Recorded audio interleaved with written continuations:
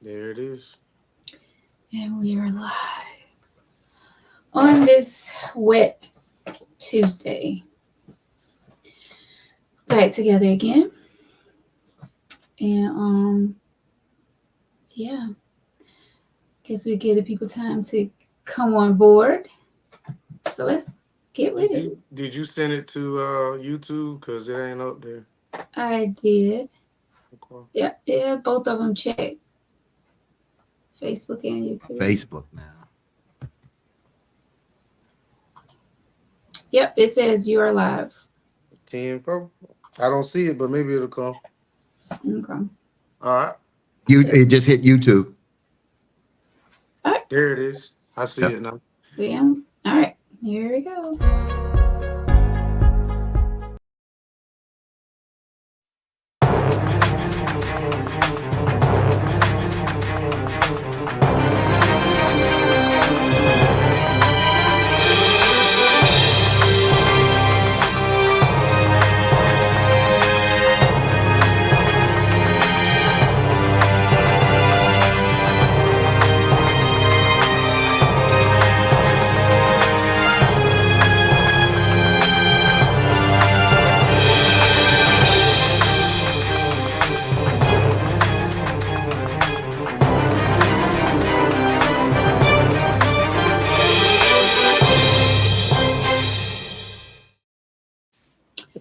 Oh, we are live on this wet Tuesday. It is Leo season. hmm I am your host, Veronica, back with you.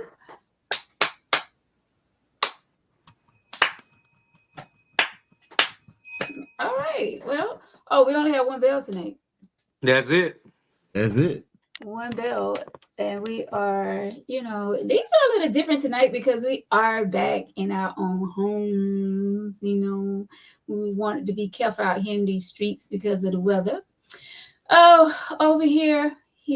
Wait, where am I? Here. You got it. No, you had it Here. right the first time. No, Yeah, on my the end other is way. here. The other way. Yeah, there you This go. side. Go Yeah, back that that's it. way, the other way. There you Yeah. go. Okay. Yeah. Don't just trust me. Vic I'll White, stay there. he's with Yes. us. Appreciate Stay it. there. Right. Below, we have Brother Fatine, all the way from WBLS radio station in New York, back with us. What's up? Yeah, good to be back. What's going on, good people? Thank y'all so much for watching, tuning in tonight on this stormy Wednesday. Hey, Michael Keith. Hello, Nicole. Hello, Darlene. Hey, Sly. Thank you so much for the stars. We appreciate you. And all of you who are watching at home tonight, it is storming outside. And yeah, we Merry are. Christmas. I forgot. I'm sorry. Merry Christmas to you, Veronica, and to Okay. Early got a Christmas. Christmas. We got a Christmas tree going. You see that? What Yeah, the it might heck? be some I might do be some see that. presents still up under. It might be some presents shit. I got some wrapping paper right here. I got a What? present over there that's already wrapped. Might be my Christmas gift from under there that I never received from you. Did I? Double check, please. You got groceries in the cabinet in the pantry. You got your Christmas gift. Trust me. Well, Yeah. you might be right. Hmm.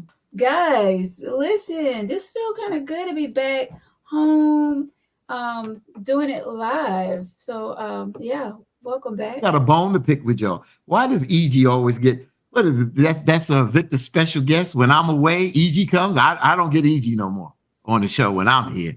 Just when I'm away, EG comes and hangs out with y'all, huh? That's that. I got it, Vic. You got on a string to get on in when I'm not here. Okay, I got you. I will make Good sure. show last week. Good show last week. Thank you. I will make sure that EG returns when you are here, Brother Fatine. Okay. How was your weekend, Brother Fatine? I know that you had a very long, busy weekend in Chicago. Last week. We'll I start did. with Vic White first. How was your weekend, Victor? Man, listen. I got off work Wednesday, and I had my son since Wednesday, and by Sunday, I was ready to take his little butt back home. Listen. he had my attention the whole weekend. So, it is what it is. I love him to death. Went to a few appointments or whatever, and how y'all women do. You want to ask 1,000 questions, but if your ass ain't they, don't ask me nothing. If I say everything all right, everything all right. I ain't giving you all them damn details. We still would like to know. Nah. We need further details. Okay. We You need don't for you need, or to you should have been there. see, How about that? this is your problem. As I Mm. got my cigarette back. This is your problem. You do not like to break things down. Like, we don't need for you to just like, oh, it's all good. No, I need for you to break it down. What did the doctor say? Like, step by step. Like, from the time you walked in the door to the time you walked out. Like, what happened? Don't just give me 2 words and think, oh, that's all you need to know. If No. if everything good, everything good. Ain't no point of going into much detail because no matter what you ask, everything is gonna be good. Sorry, So guys. everything's gonna be good. So I mean, I get it, but the questions that you want answered might have not got asked. So let's just say everything good. Hmm. All righty. Right, Nicole. And that's right, Vern. Do we do? Brother Fatim. Hello, Michelle. Hey, Brandon. How y'all doing? Thank y'all so much for watching. Brother Fatim, let us know how was your weekend. All right, so I'm gonna give you a little brief update, but not long. Last weekend I wasn't here because, as you mentioned on the show, that I was in Chicago with Reverend Sharpton, attorney Benjamin Crump, Reverend Jesse Jackson Sr., with the family of Sonia Massey, that's the young lady that got shot in Springfield, Illinois, by the deputy officer in the face. And we went out there to support the family out there, so that's why I wasn't there. And then this weekend, my daughter came down to take some time, just to go to the gravesite. Her mom, Sanifa, are down there, Walterboro, South Carolina. She's also, she was supposed to get on out of here today, but because of the weather situation with the tropical storm Debbie, able to get out. So at least got a chance to spend some time last Sunday, and then I went uncle. So that's the kind of weekend I had. It's been busy, just really been busy, busy, busy. Yeah. But that's how it rolls. Too. And let me say, we are live and we are live from our homes. And so we're working with different internet systems. So you sound like you was fading in and out for Tina. I'm not certain if that it could be on my end, but for No, all of that's you, exactly what he sounded like. I yeah, did. in All and right, out. so I'll put the mic a little closer right there. Does that Yes, sound better right now? yes, Okay, much. there you go. Thank you. So You're welcome. guys, yeah, the storm is, coming through or whatever. So hopefully, everything will be good. Our Wi-Fi, all that stuff will stay working as we're on live this evening. Once again, thank y'all so much for joining us right here on YouTube and also on Facebook Live. Hey, Darlene. Hey, Mr. Sammy. How are you? Hopefully everyone is doing well out there. We appreciate y'all sitting at home during the storm watching us. So, guys, what do we have tonight? I know that we do have an email letter. Do y'all have something on your minds that you all would like to talk about first? A topic or anything? I don't know. Give it to Mr. Victor White. Because I know he has something up his sleeve. Mm-hmm. I mean, it was something I wanted to send y'all, but I didn't know exactly what we were going to talk about. So it's pretty much, it's a question that I understand it might be, quick answer, but it's kind of a thought question. So I guess I'll ask the question and then, kind of answer it first to give you some time to think about it. Mm-hmm. The first question was, I was talking to a few people that, who had the most influence, in your life. And we know we were sitting around talking. And you know, I kind of had a little moment to think about it, and I told him, I said, my kid's mom was the first person, I mean, the only person who had, actually, the only person, she had the most influence in me becoming who I am now. I mean, I've known her since I was in the 8th grade. And, you know, we dated in high school a little bit. And then when I came back from the military, you know, I started having children.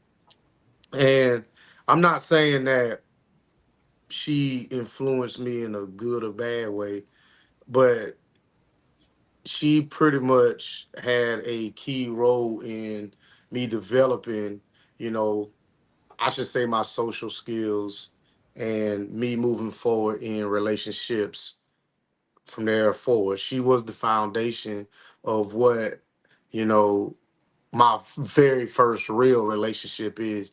I'm not gonna say if it was good or bad, but I just feel like that was the starting point of life with me, as far as interacting with an adult on a day-to-day basis. You know, we tried to be, you know, I monogamous or whatever, and that shit didn't work. But, you know, I've learned, you know, from that interaction with her on what to and what not to do, what to expect, what not to expect. And I, you know, me and her have had conversations, not like, you know, super in depth, but I thanked her, you know, at one point in time, you know, for her being who she is and pretty much making me the person who I am now. So I would say that she is the most influential person that that's ever been in my life. That's a great question. You want me to go next? Yes, please. All right. So, you know, I can fire off a litany of people, you know, and I don't want to sound cliche. It's of course, you know, you start off with your parents. I hope I'm not going. I'm sounding better now, right? Yes. So yes, yeah, okay. So you know, your parents, you know, for me to start off with the foundation, but you said the most influential, and I've been around a lot of people, you know, from activists, civil rights activists, and all kind of people, but I have to kind of give this to my cousin Adam because I look back at when he um he knew my brother. I mean, of course, I knew my brother, but my brother was born down here and came to New York. Very intelligent brother, but got moved in some directions that were not always the best directions. So my cousin grew up with him, and he was able to pass some of the insights there. And of course, his mother was my mother's sister. So our family foundation was similar. But becoming a man, becoming who I am today, and dealing with life, because if you knew me before he got hold of me, I was not the kind of person that I am today in the direction I move. I'm out here and I fight for our people, and I never say I wouldn't do that, but I was not moving in a direction. I wasn't raised like that. My parents just basically try to get from the next day to the next day and try to do the right things, and there's nothing wrong with that. But he gave me the foundation of a lot of things, from education. I went to college, but he gave me that common type sense to thinking, common sense thinking. And he also introduced me to a lot of other folks, Martin Luther King's writings, speeches, Malcolm X, and things like that. And from there, I was able to find out who I was and what my purpose was. So the most influential person was my first cousin. We call him Adam, and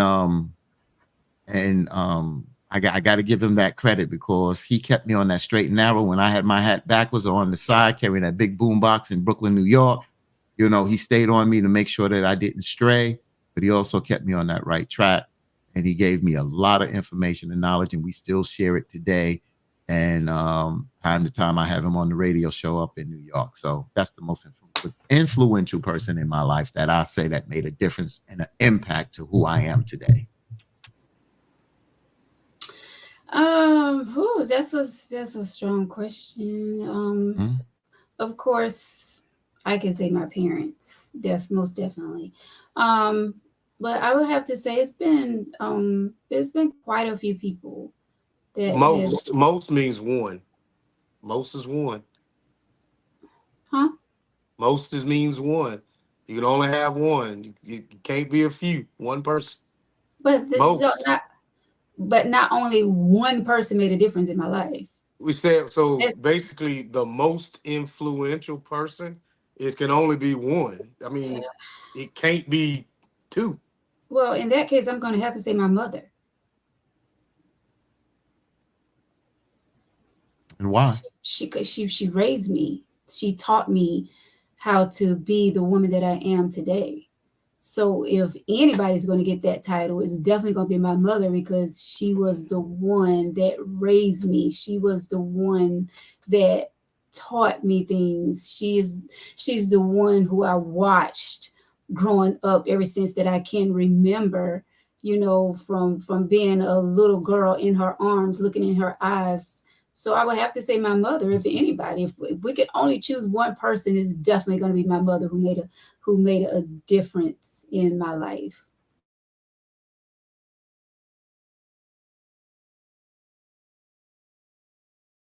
Well, Your somebody your answer that. I mean, that's, I get it. Everybody's relationship with their mother's different.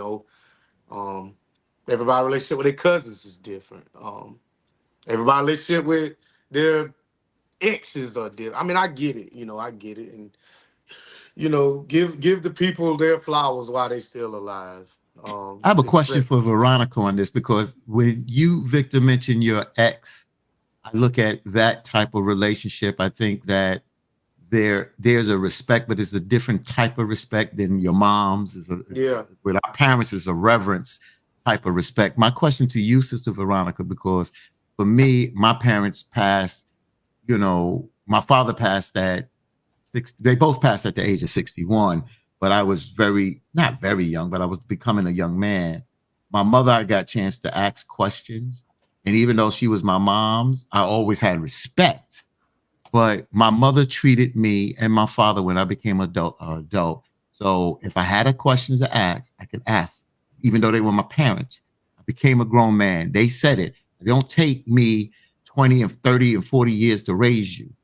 My question to you, Veronica, I know you have respect for your moms, but can you talk to her? Can you go to her? Because this is the woman that raised you and you said had the most influential impact on your life. Can you talk to her, not just as mother daughter, but can you talk to a woman to woman now and don't feel like I can't go to my mother on something? Um, yes, and I'm going to say yes, but do I want to? That's the thing. Yes, I can go. I can talk to my mom about anything.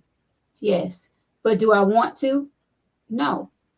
Um, because I know my mom will listen, but at the same time, my mom will be very what's the word?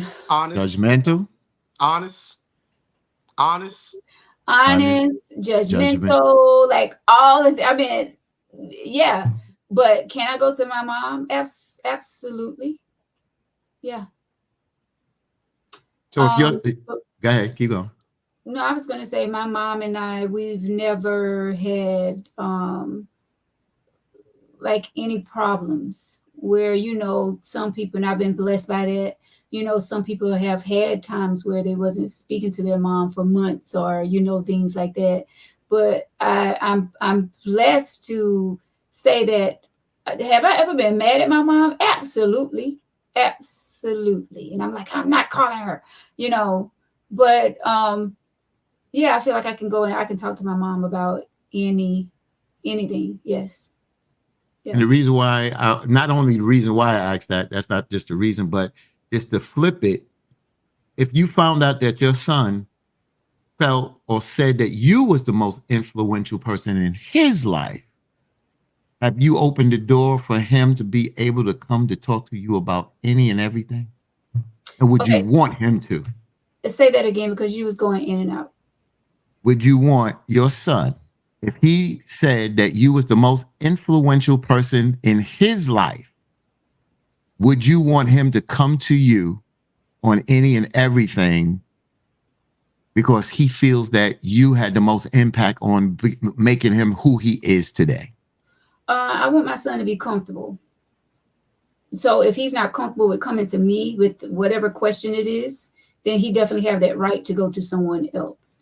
Would I want him to come to me first? Yes, absolutely, because I am his mother. But at the same time, I want him to, like I said, I want him to be comfortable. And I want him, even if he have to go to his father, if he have to go to, you know, Victor or whoever, to feel comfortable and at peace with what he's going through or what question that he have. I'm not going to hinder my child from going to someone else for advice. No. So, Fatima, it's funny that you brought that up. So when my son graduated from high school, he did this little program. Anyway, they were at the hospital and they asked the kids who was the most influential people in. I don't think it was worded like in their lives, but I think it was worded as, I'm gonna just say lives because I don't remember. And my son got up there and he had his mother. I mean, it is what it is. And he had two motherfuckers who I ain't never heard of, right? And I got pissed off. I mean, I was spitting fire mad. Like I was seeing red mad to the point I got up and left. You know what I'm saying? And me and him had a conversation about that. And I realized how selfish I was being because no matter what I think our relationship is, he views it as something completely different. No matter what I do for my child and all the sacrifices I may or may not make, to him, that is what I'm supposed to do. But to me, this is not something I'm supposed to do in a sense with the extra shit. This is more or less like, son, I don't have to do these things, but I'm doing these things because I want you to succeed. But everything that I do for him may not influence him to be a better person. So the relationship, and I had to learn this like really quick.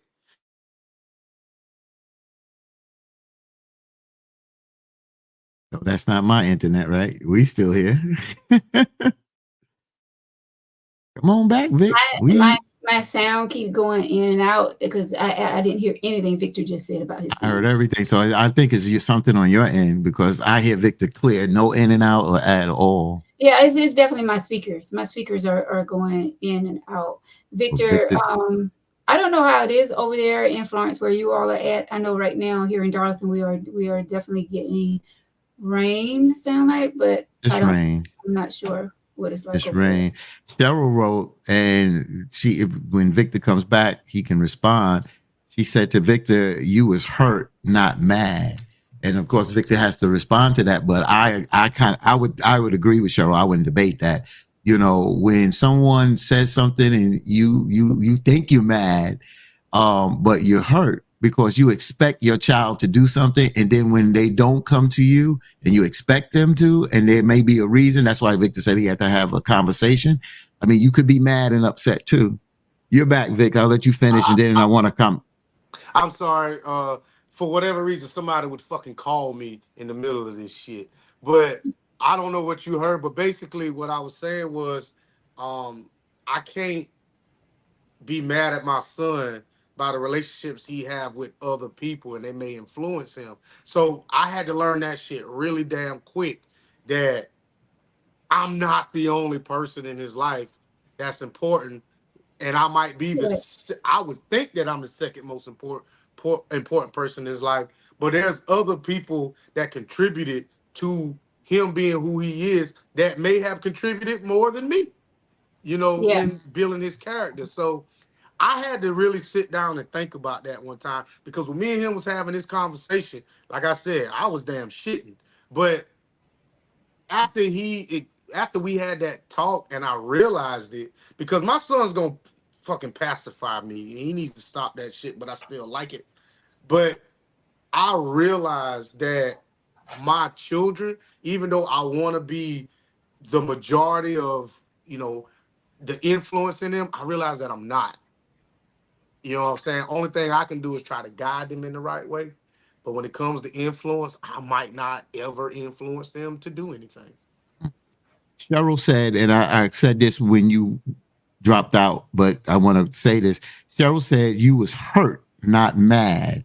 And you said Yes. you learned this quick. So I look at it again, you can speak for yourself, but I know for me, I would not debate Cheryl on that. I look at it as being hurt. You know, when we hurt, we get upset.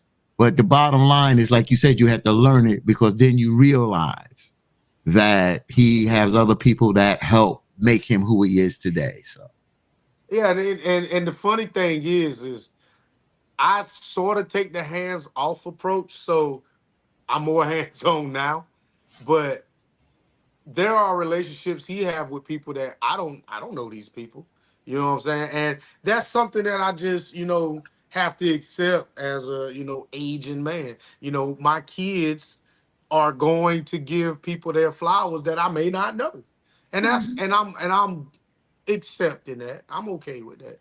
You know what I'm Yeah. saying? It's nothing wrong with that. I don't think. Tyrone Edge says, fathers are many times seen as just a source of income. Children will view pop how how mom portrays him in his absence. So I speak from my childhood, and most of my friends came from a two-parent household. That's number one. And a lot of us, our parents had different roles. I can't speak for all of my friends, but we did not just look at our father as a source of income. I just didn't. My father was the rock. He was the protector. He was the teacher. He would take me to sometimes my mother didn't take me to after school. He did. He took me to Cub Scout meetings. He took me to my baseball games. So I don't look at it like that. Some may look at it from that perspective, from a money bank or ATM. And I'm not saying that's not happening, but I'm blessed that I didn't go through that.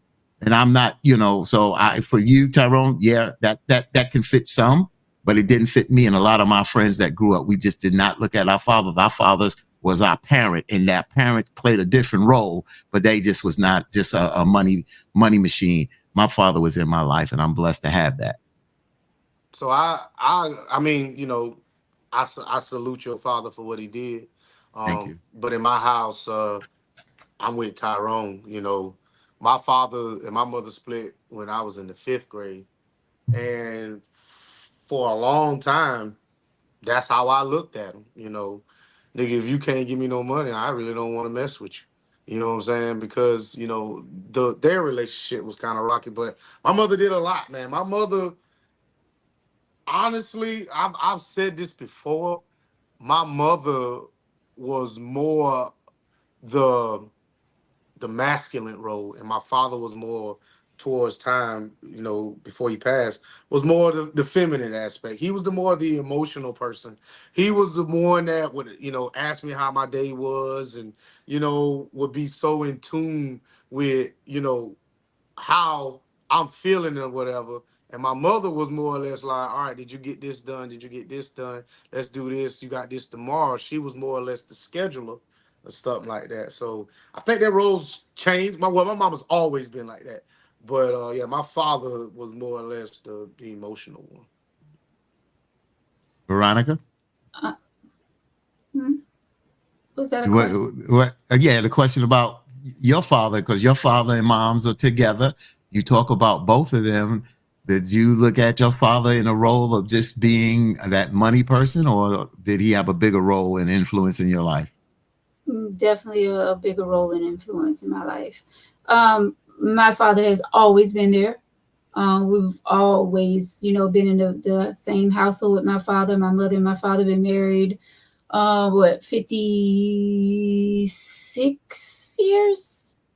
Or to be 56 this year? Can't remember. But I always looked up to my father. My father definitely plays a big role in all of my siblings and myself, our lives. So I never looked at my dad and thought of him only a man that pays the bills.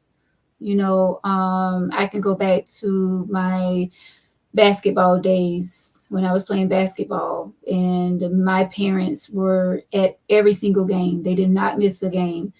They tried to make it to all the away games. Some away games they wasn't unfortunately able to make it, but they definitely was there.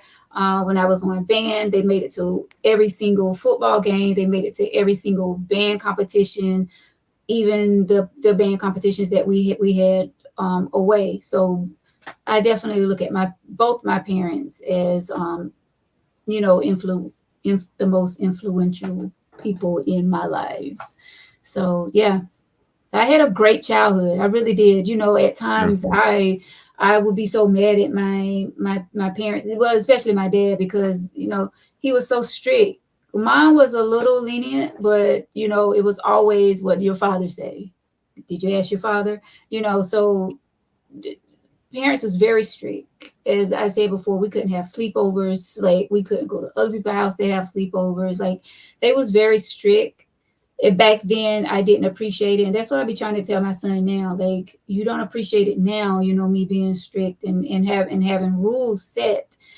But you're gonna appreciate it when you get older. And I was just like my son. Like I didn't see it at that time. I didn't realize that they was protecting me as I was coming up. So yeah, I appreciate my parents for all the things that they did, because there's no telling where I would be today if it wasn't for their sternness. Mhm. So hopefully I answered the question. You did?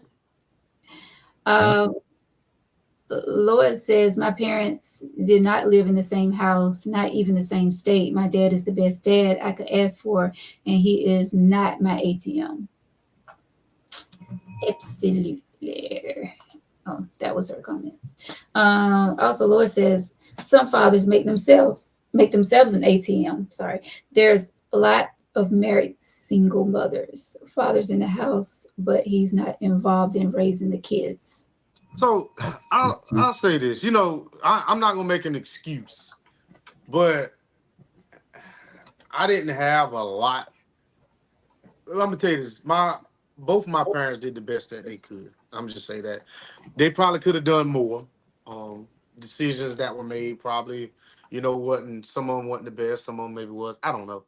But me personally, my children, if they had the same perspective that I have, I'd be broke right now. My kids went shopping. They tried to do the online shopping and something happened. I don't know.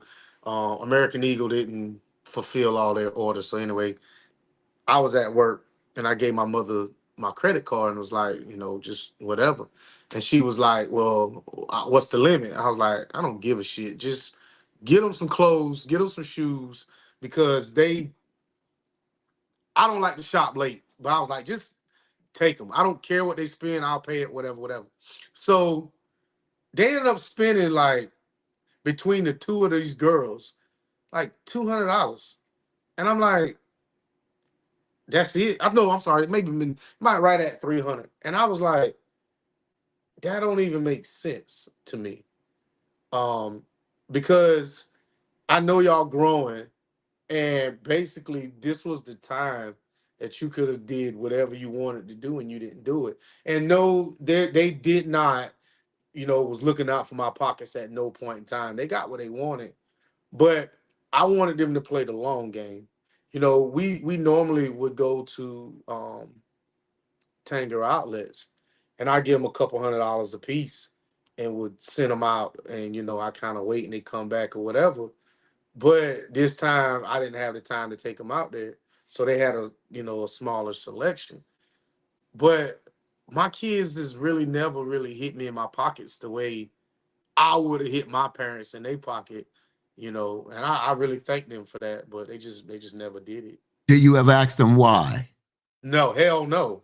No. I mean, I bought my son a car, and I pay his insurance or whatever. And my daughters, when they want to redo their room, I finance that shit.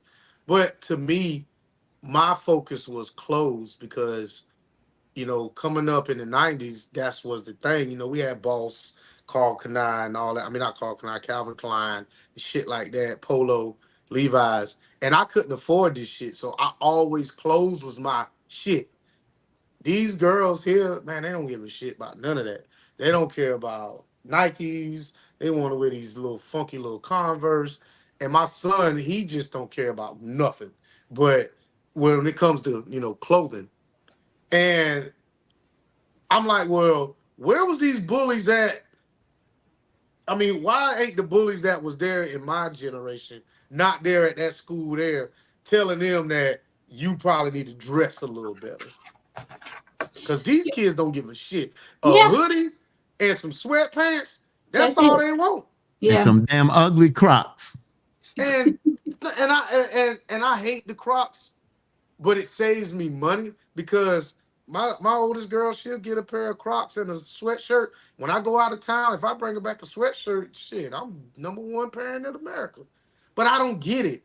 It's like the times has changed. Like appearance don't matter no more. I've sat in an interview at my job, and I watch how these guys come in this interview, and I understand we are an industrial plant, but bro, you coming in here with some jeans on, I'm like, shit, I'm already docking points from you for right there. Yeah.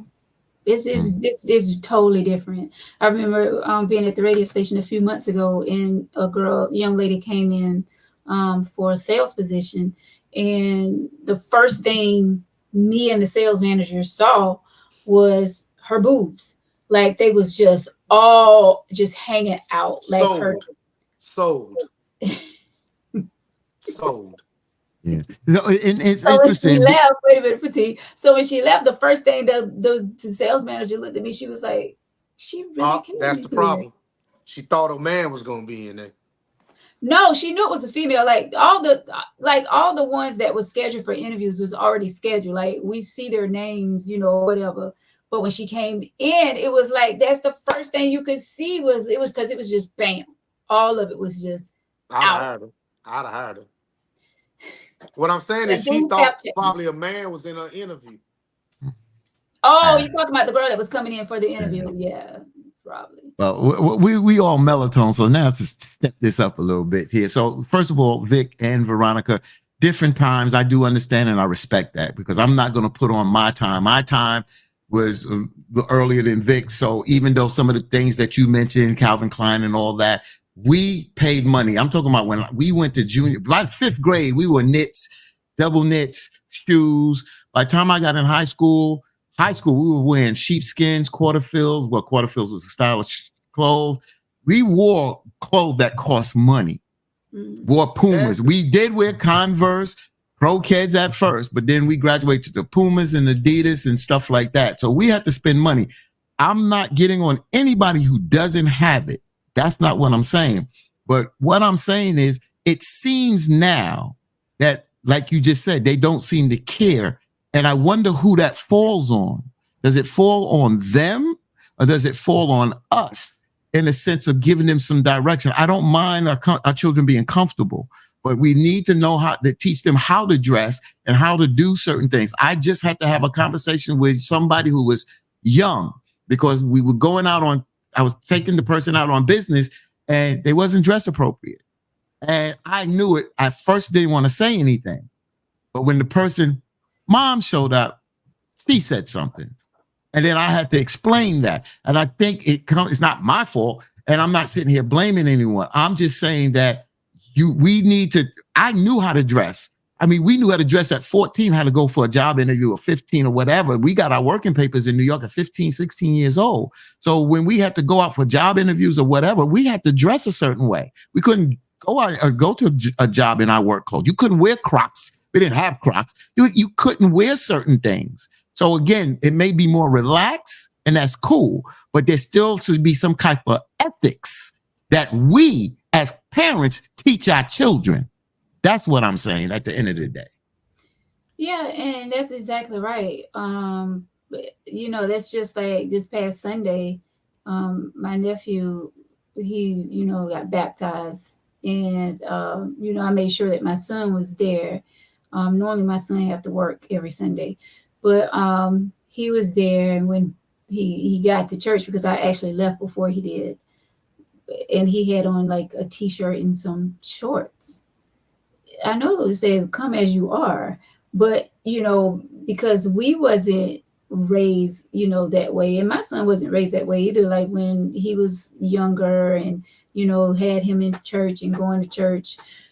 Since the pandemic happened, things haven't really been the same, with going to church every Sunday, especially for him. But I'm just saying, because he worked all the time. But I looked at him. I was like, "What do you have on?" And I had to catch myself because people was around. I didn't want to embarrass him, but I'm like, "You're right. We as parents, we have to, set boundaries and set the example, and tell our still, make sure that our kids are dressing properly and stuff, especially going to a job interview, things like that." But yeah, I just had to bring that up because I was kind of upset that my son went to church that way, but at the same time, I'm like, I thank God that he got up and went. So, and he's 19, but at the same time, he still represents me as well. And I tell him that when you step out, you're not only stepping out for yourself, but to me as well. Yeah. Team, I think it falls on the parents, mostly. I don't know what the percentage is. I'm harder on my son than I am my daughters. With my daughters, as long as it's clean and it ain't tight, because I'll tell my daughters quick, we retiring them shorts at the end of the day. And when I say that, they know exactly what I mean. Let them damn shorts not be in the damn trash when I wake up in the morning. I'll let you wear them today, but we ain't going no damn place. Yeah. That's right. My son, let him walk out this house without a belt on. I damn near try to put foots in ass. Foots. So, you know, when, I ain't big on the shirt tucking in thing, but son, you gonna have a belt on. But he's also one of these kids that'll wear his pants up to his damn navel and shit. My son has no sense of style, but I appreciate him. Um, he I try to tell him, I said, son, because my son's afro is this fucking big. And I tell him, when you wear shit like that, people are going to associate you by this afro. You're not going to be Austin White. You're going to be that black kid or light skinned kid with the big afro. People are going to want to touch your hair. People are going to want to ask you about your hair. Your hair is bigger than you. So as long as you can accept what comes with that, keep your hairstyle. And then he puts it in a ponytail sometimes. And I'm like, you look like a girl. But if you're willing to accept everything that comes with that, I don't have an issue with it, but you need to look somewhat presentable. He's trying to grow his little mustache. And I tell him, son, you're going to have to, keep up with that a little better than what you got going on. But, it is what it is. If I could get my son to cut his hair, I would do cartwheels in the rain. Like, I so miss his short, low cut. But since this new trend started, everybody want to jump on board with this trend and letting their hair grow out and getting these locks and all this stuff. I mean, to each his own, and he's 19 versus him being 12. And I'll be like, no, you getting your hair cut, go to the barbershop. We're going. But yeah, I kind of hate that trend came out in a way, because I'm so like, what do you call it? I love the fresh, innocent look. I guess I can say it that way. So But with that, two things. I started growing my hair because the barbershops closed, and I realized how much money I saved by not going to the barbershop. mhm. I'm gonna say this, and it's gonna hurt your feelings, but I'm gonna say it anyway. The only woman that can get him to cut his hair is the woman who he want to be with. You have lost that influential role with you telling him, what looks good. Because if you say, well, son, I think you look good in this shirt, and he just gonna like, yeah, all right. But let that other woman, his age, tell him that he gonna press, starch, and I think at that age, the girls played a key role in what our boys look like. Because if they saying, I want a man with a suit on, I want a professional looking man, that's what this guy's gonna do.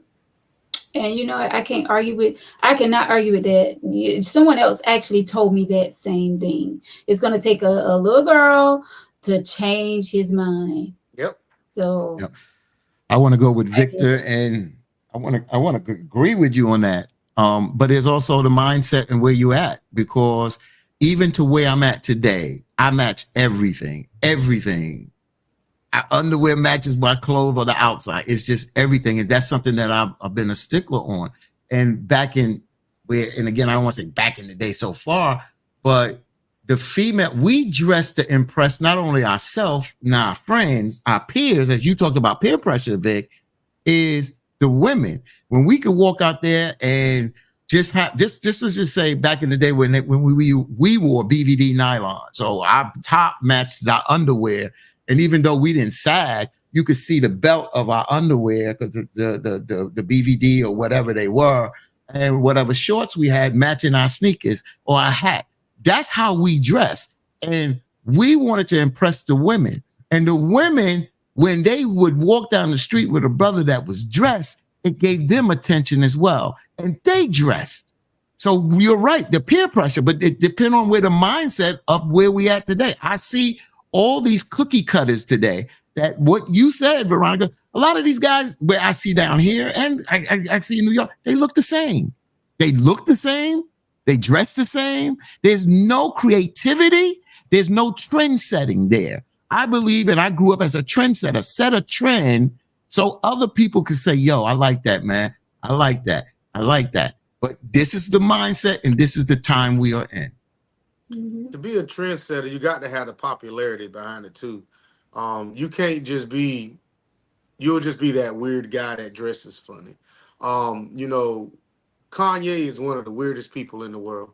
But some of his stuff he puts out, I still don't get it, but people buy it because he's rich and he has a lot of clout surrounding him.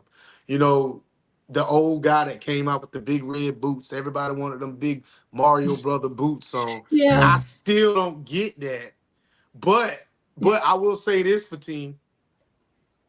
There was not one person in Florence that had them. And my cousin, I think my cousin in New Jersey was talking about them. And I almost bought them just to say I had a pair because I seen nobody in Florence. I think it was going for like $1,600 or something like that for some damn big red boots. And that trend is gone now, but I almost bought them just to say I got a pair of big red boots. Yeah. Yeah. The trend. And we want to go with the styles and there. And you're right. Sometimes you have to be that creativity, but it also, again, if you look at, I just give it to you. I mean, again, you look at the 80s, the 90s, the 2000s, there's a look. I mean, you go back to the late 90s, 2000, look at the R&B artists with the hair braids, the earrings. I come out of that. I still wear earrings today, both. You know, I don't braid my hair, but I can grow my hair long enough to braid. I'm blessed at this stage where I'm at in my life that my hair still grows and still black, you know, so I'm blessed there. But, you know, I think sometimes those things stay with you. And I've been around a lot of people that I believe in dressing. Like we go out, Vic, you're a trendsetter, bro. Well, I don't want to use the word trendsetter. I think you have your own style, but you have a style that it stands out, bro. And when we go out, sometimes I say, what is he going to wear today? And see, that's what I'm saying, because you step up your game. But that's who you are. And I think a lot of us where we come from, that's why that question about influential, that stays with me, because I come out of an era where mofos dressed. They dressed. So that's a great guy. Why? It's true, because I've seen Vic wear some stuff that I have to say I may not wear, but I gotta give it to him. Yo, you put that together, bro, and it speaks for who you are, because you sometimes you speak volumes through your actions sometimes, especially when you dress. Veronica know I put that shit on. And once I learned how to save money doing it, shit. Hey, I'm gonna tell you something. Somebody told me this shit. If you wear enough real shit at the beginning stages, you can wear a bunch of fake shit for the rest of your life. Yeah, That's a true. damn fact. Yep, I yep. got And some real shit in that closet, but there's a whole lot of fake shit in there too. Yep, yep. And just real quick, Sometimes fake stuff a little better than the real stuff. well, you can mix it up. I mean, there's you can tell. Some people can tell. They be like, all right, God, bro. Yeah, I mean, you know that little, that that LV Louis, ain't looking the way it's supposed. Yeah, that Louis Vuitton bag ain't it real, ain't but looking the way it's yeah, supposed they to be know. looking. Yeah, That's right. they're really paying attention, and That's especially it. the ones that really know their name brand stuff. Like Yeah. they know when stuff is not really. Oh, people paying attention. Exactly. I just want to just say this real quick because he's in the chat, Jerry Madison. We grew up together.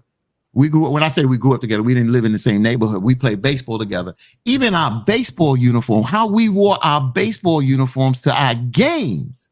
We were in uniform, but the way we wore our uniform, we looked good. We crowned our hats. I still crown my hats today. How we dress, he's from my era, so he knows that when we went to high school, even junior high school, we presented excellence in how we presented ourselves out there in the community, in the school, when we hung out to parties, we dressed, and we were, and that was something that for me it stuck with me. Let me go back because I've been meaning to go to Shanetta, where she asked a question when I was talking about the girl that came in on the interview with the boobs hanging. So she said, Veronica, when you say hanging out, do you mean low cut top or sexy? I asked because both of my adult daughters are well endowed, and no matter what they wear, people would definitely notice that, even when they dress conservatively. No, this girl actually had on a sexy top, and everything was showing. That's what I'm talking about. Like this top I have on, I wouldn't wear this on a job interview. I'm not going to stand up either. But I'm just saying. Please don't. I wouldn't wear this on a job interview because it's definitely showing more than what I would like for it to show. So and no, even if you well endowed, like she said, there's still a way. Some things you can't help when you well endowed, but there's still a way that you still bring respect to yourself. And when you walk in, unless somebody's just a real dog or just really ass, they see that you dress with respect, but you have you well endowed or you have that type of body, but you still being like that, you still can dress with respect. Yeah, most definitely. I think some people know what they're doing. Of course, know what they're doing. Damn especially right. Them girls with them damn nipple rings, because I'm a look. You know what I'm saying? Damn right, I'm gonna look all the time. I mean, I don't like it. Like, don't get me wrong. I don't like the nipple rings and no shit like that. I think it's stupid. You know what I'm saying? They just get in the way. But yeah, I'm a look. I love to see. What the hell? You can put it out there. You can't put one in your mouth though. You got to get a right work around it, baby. All right. So Tim says, I put this up already, but he says if it's good quality, he don't care. Talking about the name brand. Absolutely. I'm the same way though. Laura says, I hate going to restaurants and the whole wait staff is in leggings with some being see-through.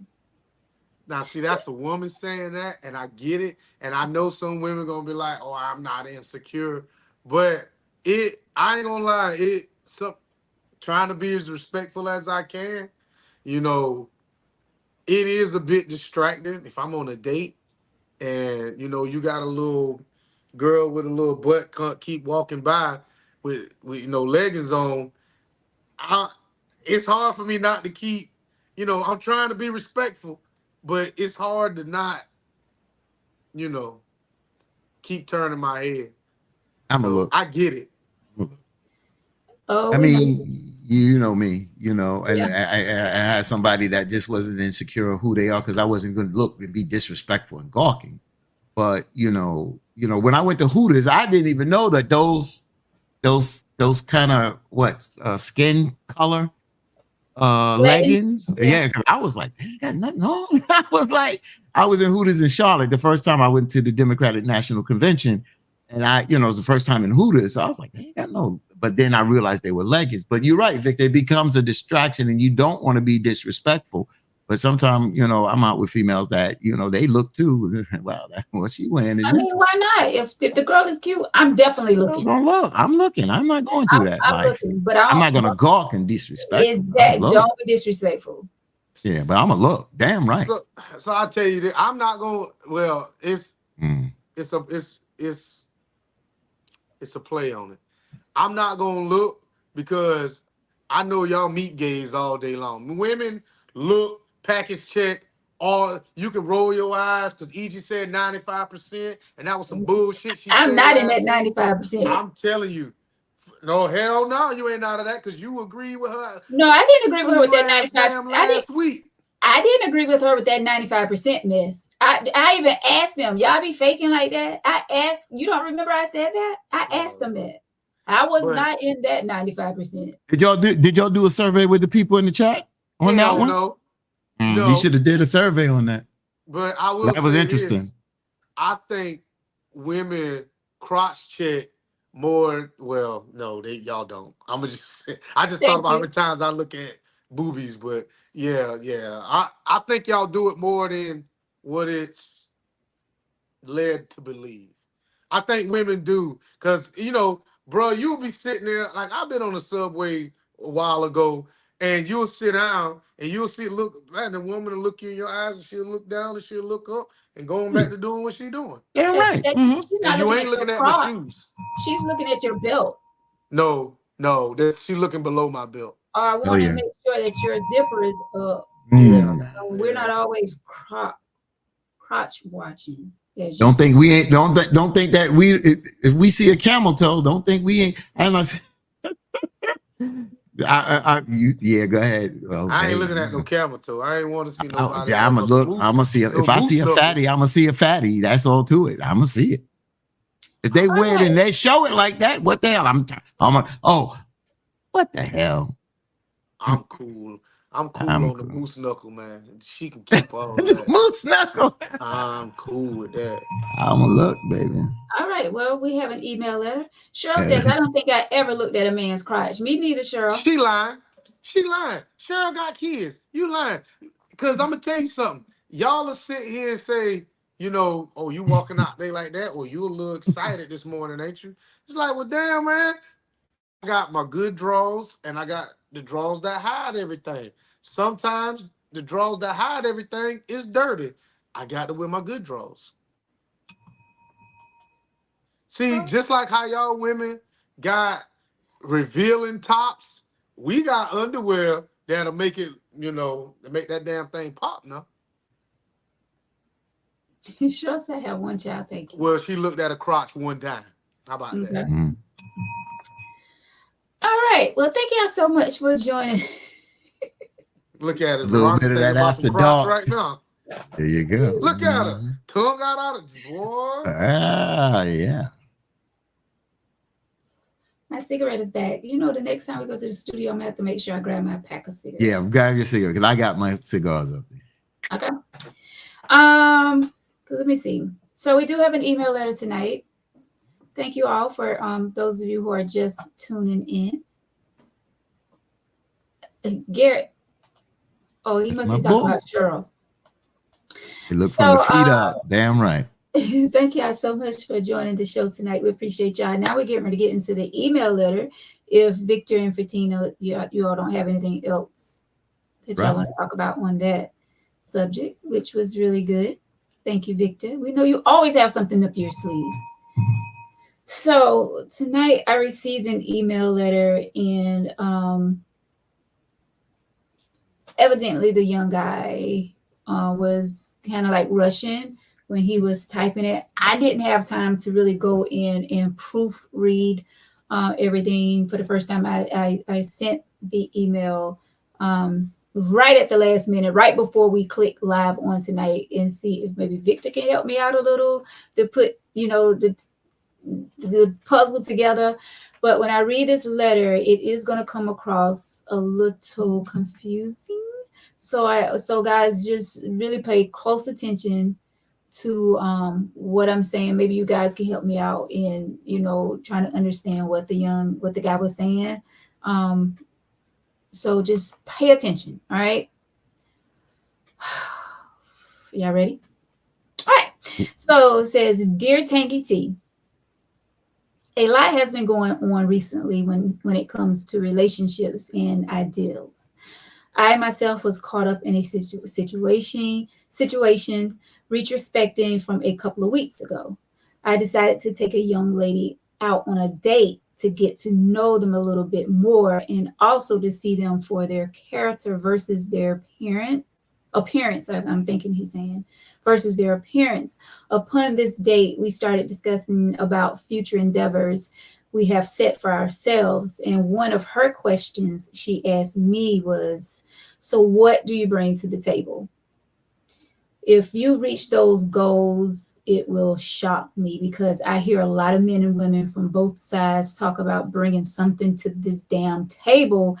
And my take on this is, why do people focus on what the other brings to the table?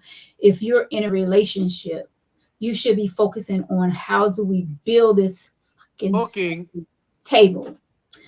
If the table is already there, the other person in a relationship can't move forward, because you're relying on something that has nothing to do with your relationship. That table was made before they got there, so they have nothing to bring to that table. But if you can cast that to the side and build with the other person, the table you need, once the table is complete, you will realize that they brought to the table because they helped you build it. Okay. I stood firm on this decision to my friend. Follow my face and walk out of the restaurant. Walk out of the restaurant, then that I'm broke as if it may, but I'm not, so I cannot take any seriously if they're And worrying about what I'm bringing to a table versus asking me how we build it. I'm not here to bring anything to you as an old partner. I'm here to build things with you, and they look like I brought it to you because I present them to you when I know it's ready. But all jokes aside, and the truth of the matter, I know that I didn't bring none of this. You helped me build it, was just focus on him, anyone anymore, because that was my role in that point. Please tell me, what do you guys think? Is it for men and women and worry about what is bringing to the table, or is better if couples would just sit back and ask each other, how do we build a table? I'm very invested in this question, so I look forward to mature and dynamic answers. Yeah, I get what he's saying, but yeah. yeah, I do feel like I do feel like we need to be building this table together, especially if we're like in a relationship, right? I feel like we definitely should be building a table together. I shouldn't be expecting you to only build this side of the table and I build this side of the table. I feel like we all should be building together. He was saying, like, if you already have something built, put that to the side and focus on what you two are bringing to the table. And we do hear this a lot. We do hear about, you asking the question when you first meeting somebody, okay, what are you bringing to the table? I had this one dude tell me, he was like, what are you bringing to the table? Not talking to me, but he was just saying what he asked this female. And he was saying that he was looking for somebody to help him pay bills, because he got tired of paying all these bills himself. So he was actually looking for somebody to come in and help him pay bills. So he wanted to know, what are you bringing to the table? So I just feel like if we just build together, man. Build together, because that's what is important to me. We are the friendship that we build together and helping one another out. Victor, The team. 15. All right. All right. So I understand where he's coming from because he's looking at it from a perspective of saying, again, I don't need to explain the letter. Why can't we build like you just said, Veronica? I think it's a legitimate question because if I went to Victor's house, not Victor's house, we went to a plot to build a house. What do I bring? I got to be able to bring something to this table to build something. So I think that's a legitimate question. So for the young lady to ask that, I do see how some of us look at it as a superficial question or looking at, what you bring to the table that's going to help me. But sometimes people want to know, what am I getting into? I need to know what the hell I'm getting into. So that's a legitimate question, young man. I'm going to tell you straight up. That's a legitimate question because I want to know what she brings to the table. And she has a right to know what I bring to the table to see even if we compatible, to see if we're moving in the same direction. Don't talk about we're going to build something together and you don't know how to build anything. You come to the table, you ain't got no money, you got no credit, you just barely got a GED, and I'm not knocking those things, but this other person has invested, they're going to law school. Damn right, that's a legitimate question because I need to know what it is. Now, if you casually dating, that conversation doesn't really come up. If you're casually dating, I'm just taking somebody up to get to know them. I like what you said, and I understood when you said, I want to see what the person is. I want to see what their character is versus how they look. I want to see what they're made of. I got that. See who they are because appearance can look one way, but their character could be totally effed up. I got that. But I think it's a legitimate question. You got to be able to bring something to the table to build at the table. But is that something that you're going to ask on a first date? No, I don't think. See, that's what he's saying. It's a first date. I see what he's saying in a sense that's why I say if it's a casual date, you got to realize, Veronica and Victor, when we're young, a lot of questions we ask are cliche-ish because we don't know how to hold a conversation. We don't know what to ask. So when you're young, you ask things because you want to create conversation. You see young people today at parties and functions? This is all they do. They don't communicate. So when he took this young lady out, I thought I commend you, my brother. I commend you. But for you to take it that serious, I like that conversation, but it still should have been a conversation. What you put in the letter should have been with the young lady and say, listen, I'm about building.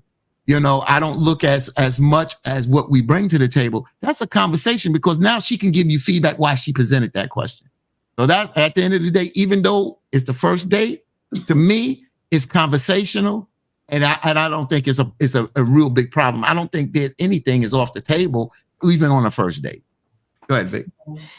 So I feel like on the first date, that's exactly what we need to be talking about. Because I don't want to waste any more of your time and any more of my time on a dead end situation. Even though that question is cliche-ish, one thing I will say is there's a difference between building and bringing. And Fatim, you kind of touched on that a little bit. So at my age, the table is already built. I just need to know what each other's bringing. Like Fatim said, and maybe Veronica touched on it. If you bring in debt to the table, I need to know how much debt. I need to know what's your plans on getting rid of this debt. Are we going to get rid of this debt together? Hell, you want to know what kind of debt I'm bringing to the table. You know what I'm saying? Because I still got a mortgage. I mean, my house is not paid off. So I have bills. So there's a lot of things in the first date that probably needs to be hashed out because I don't want to go 8 months down the road and this shit not work based on the logistics of where we live and how our lives are set up. If I'm dating a woman that she has a mortgage and I have a mortgage and we get serious, somebody got to give up something. Mm-hmm. Not saying that she has to sell her home, but you're going to have to do something with yours or I'm going to have to do something with mine. and our family's going to have to mesh together. So if the math ain't mathing, there's no point of us going no further than what we're going now if we don't have these questions answered, because I don't want to hurt your feelings. So let me go ahead in the beginning and say, okay, let me lay it out in the beginning. Yeah, that might be a little strong. That might turn a lot of people off, but at least you honest and you telling somebody this is it. How So you thinking? there's some really good comments coming in. Lois says, and this is definitely the case, it depends on the age of the couple. A 20-something couple starting life is different from a 40-something couple. And that's it. That's, Facts. yes, Facts. most definitely. Tyrone says, I think the translation of that question is, what can I get out of you? Facts. That's another Uh, thing. Go ahead, Victor.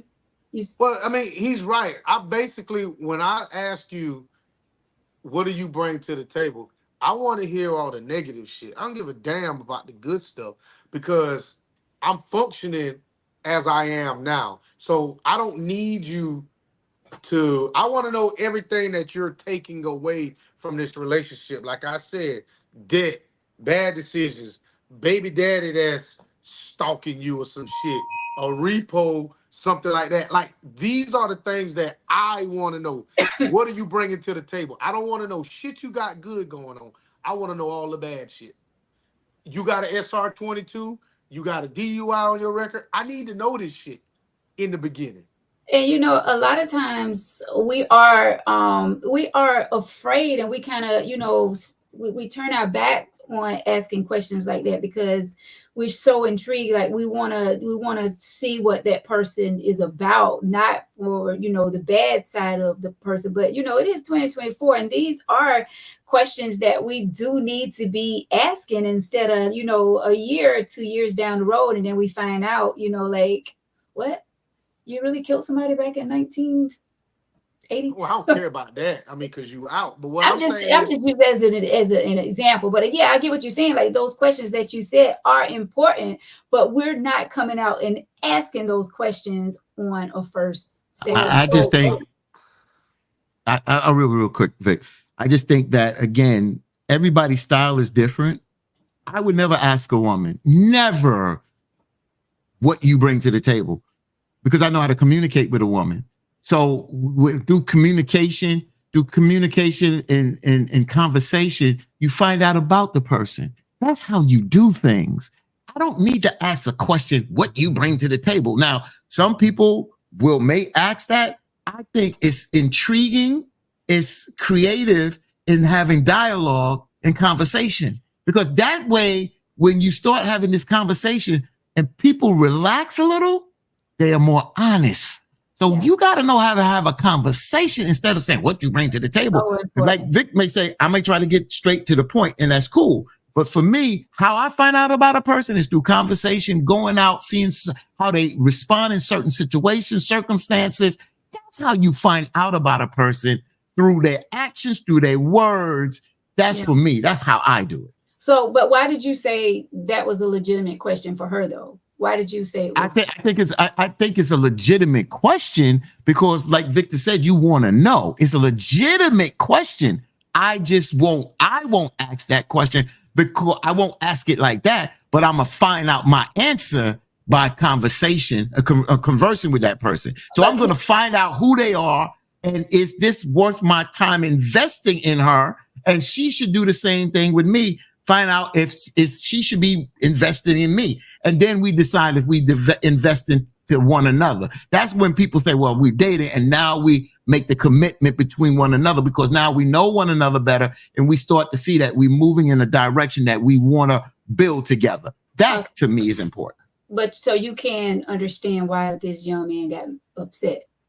I can't understand because just like the last thing that you just read, he looked at it from a perspective like, oh, what can you get from me? Or you're a gold digger. And I can see that. I understand that. Okay. But that's why I said to him, it's still a legitimate question, but I do understand why he got upset. Yes. So I take the same approach that Fatim does. I'm not going to be that direct, but I get exactly where he's coming from. Like, I'm not going to ask, what do you bring to? Nah, I'm not going to do that. To me, that's more of 8, 9, after a year, we getting serious. You know, we start to have these conversations, and I'm not going to be that direct. It's going to be a little subtle, and I'm going to get what I want to get. But at the same time, I understand where he's coming from. Now, if he asked it just like that and he got the response that he needs to understand you really can't jump on people like that. But I get it. I get it. I mean, I understand it. So, it was a question that someone had put something up here, and I said I was going to go back to it. Well, it wasn't this one, but I did like Vern making, a joke about it. He said the best response to the "what do you bring to the table" is dirty draws. This will ease the tension, and y'all can laugh and start a real conversation. What I do Cheryl, though, that's the truth though. oh my gosh, Cheryl I mean, says, that's a reality in the relationship. But You put Cheryl comment back up there because I want to respond to that. she says, if people could only see character and not what someone has, there will be even more single people in the world. wow. If people could only see character and not what someone has, there would be even more single people in the world. Okay, That's the okay, truth. good. Yeah, I got it. Sure. So I think I'll say this. I don't know if it's my character changes or my interactions with people changes, but I'm not the same with everybody. Some people may call it fate, some people say it's chameleon, but I have a group of friends that I act a certain way with. I have a certain way with these group of friends, my children, my mother, my, whatever. I cannot be the same person with everybody. And some people may call it fake, but I just think that that's just, who I am and how I interact with people. Mm. So I when think she that- says if they see character, I'm not, I get it, but it's like, well, which character are you judging? Yeah. So Tim says, but what about the person is young and has potential? I think everybody young has potential.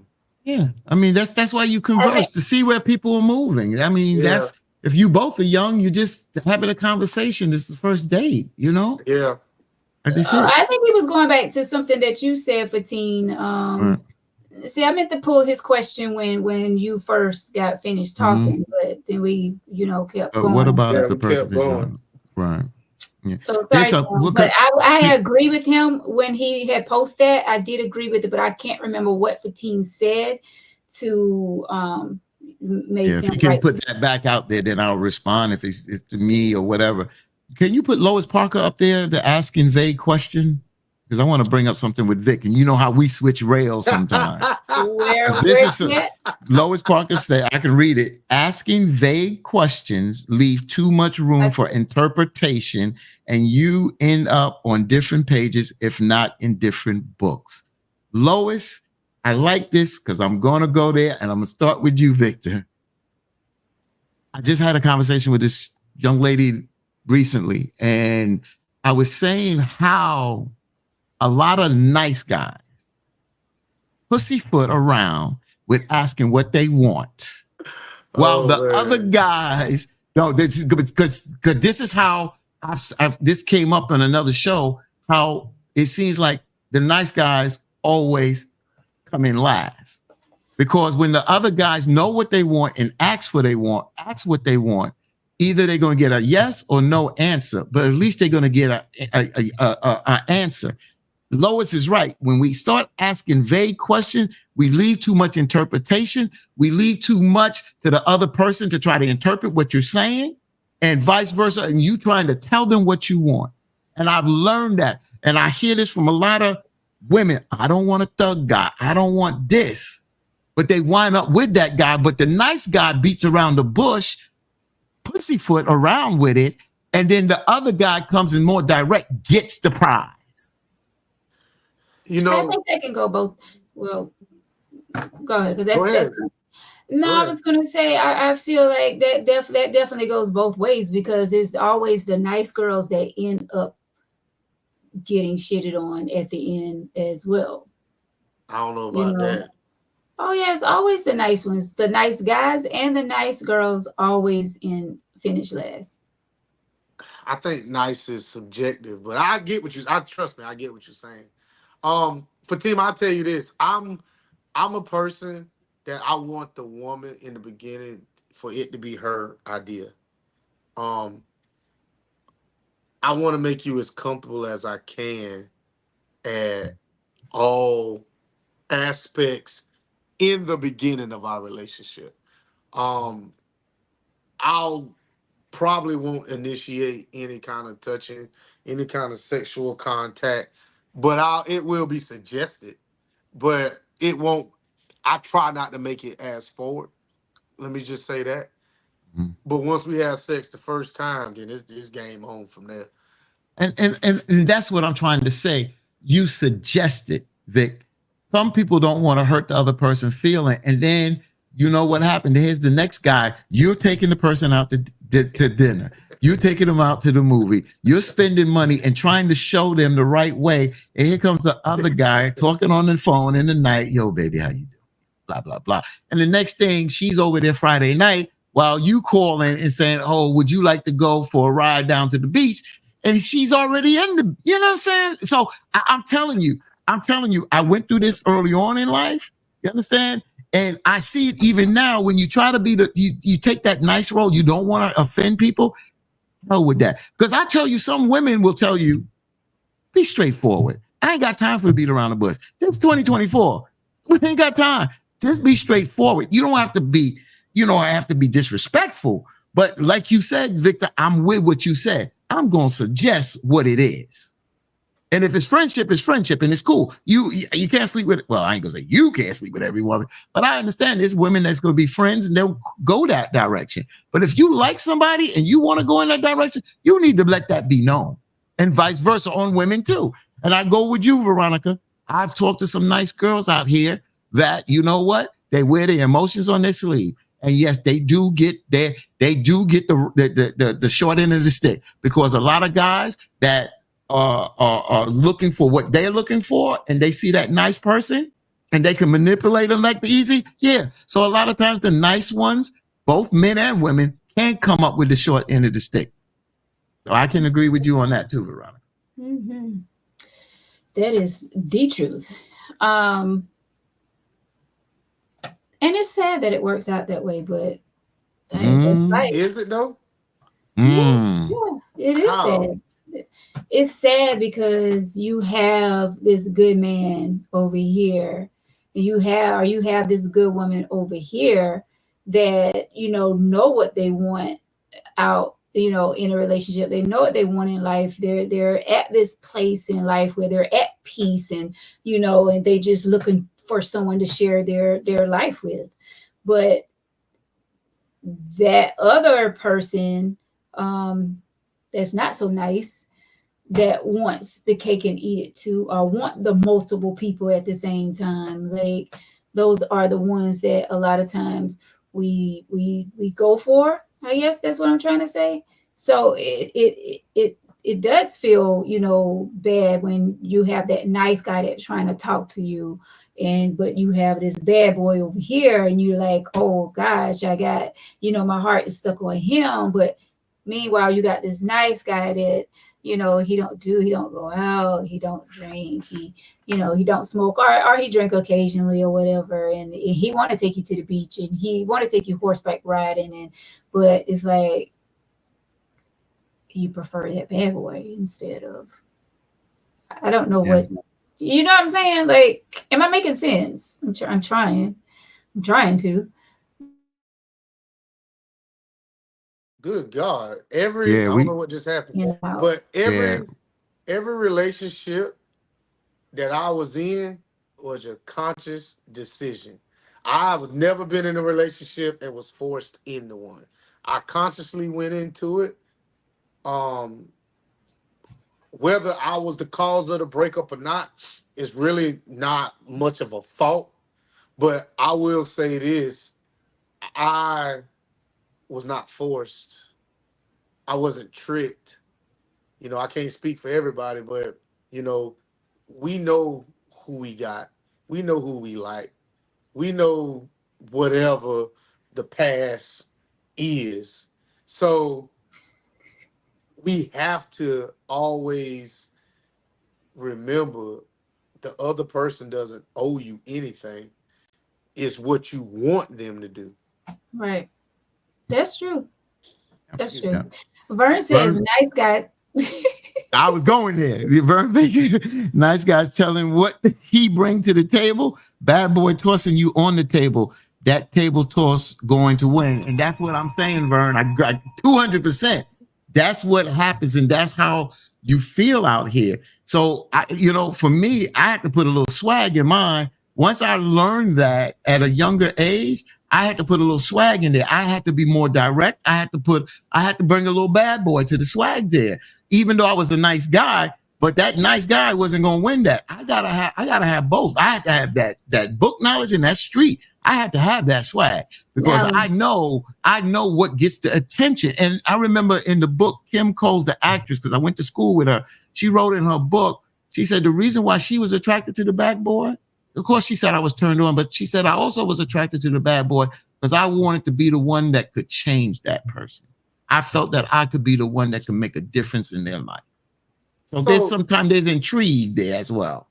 So I'm going to always, and I may be taking a shot, but if I am, it is what it is.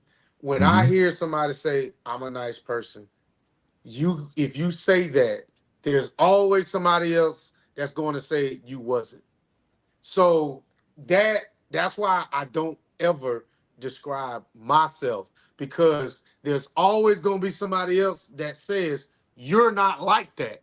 And they're going to come with evidence that I'm going to be like, well, I guess you're right, but that's not really what I meant, but that's what I did.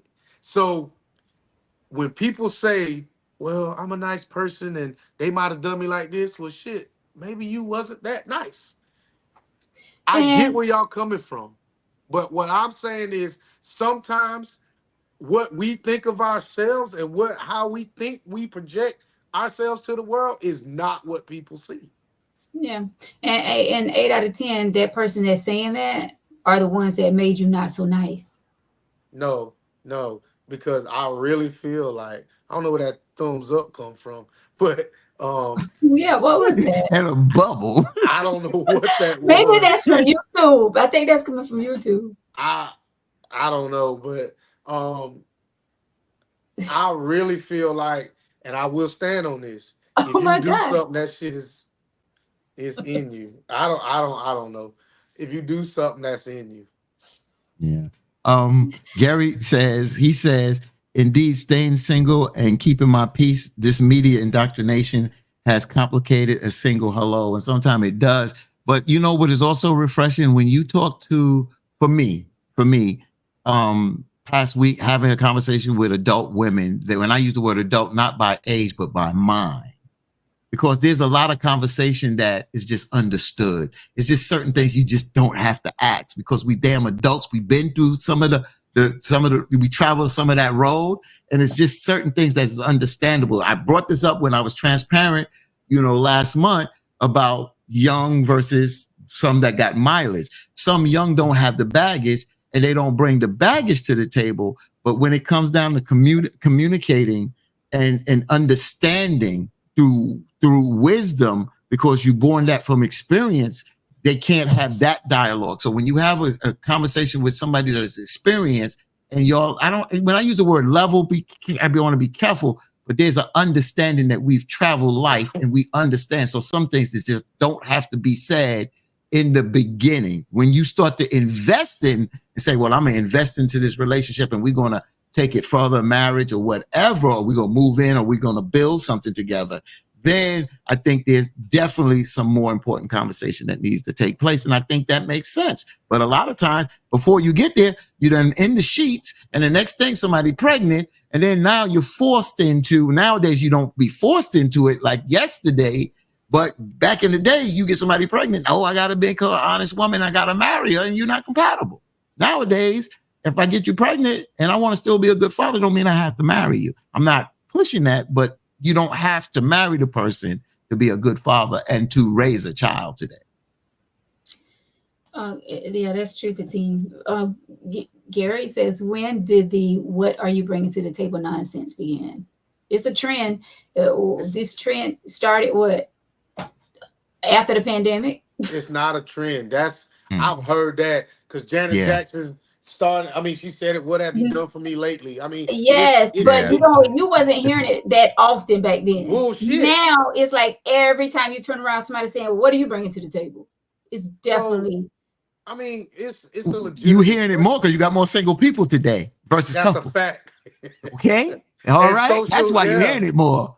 I have And to ring we're the bell on that and, one. and we can talk to each other more.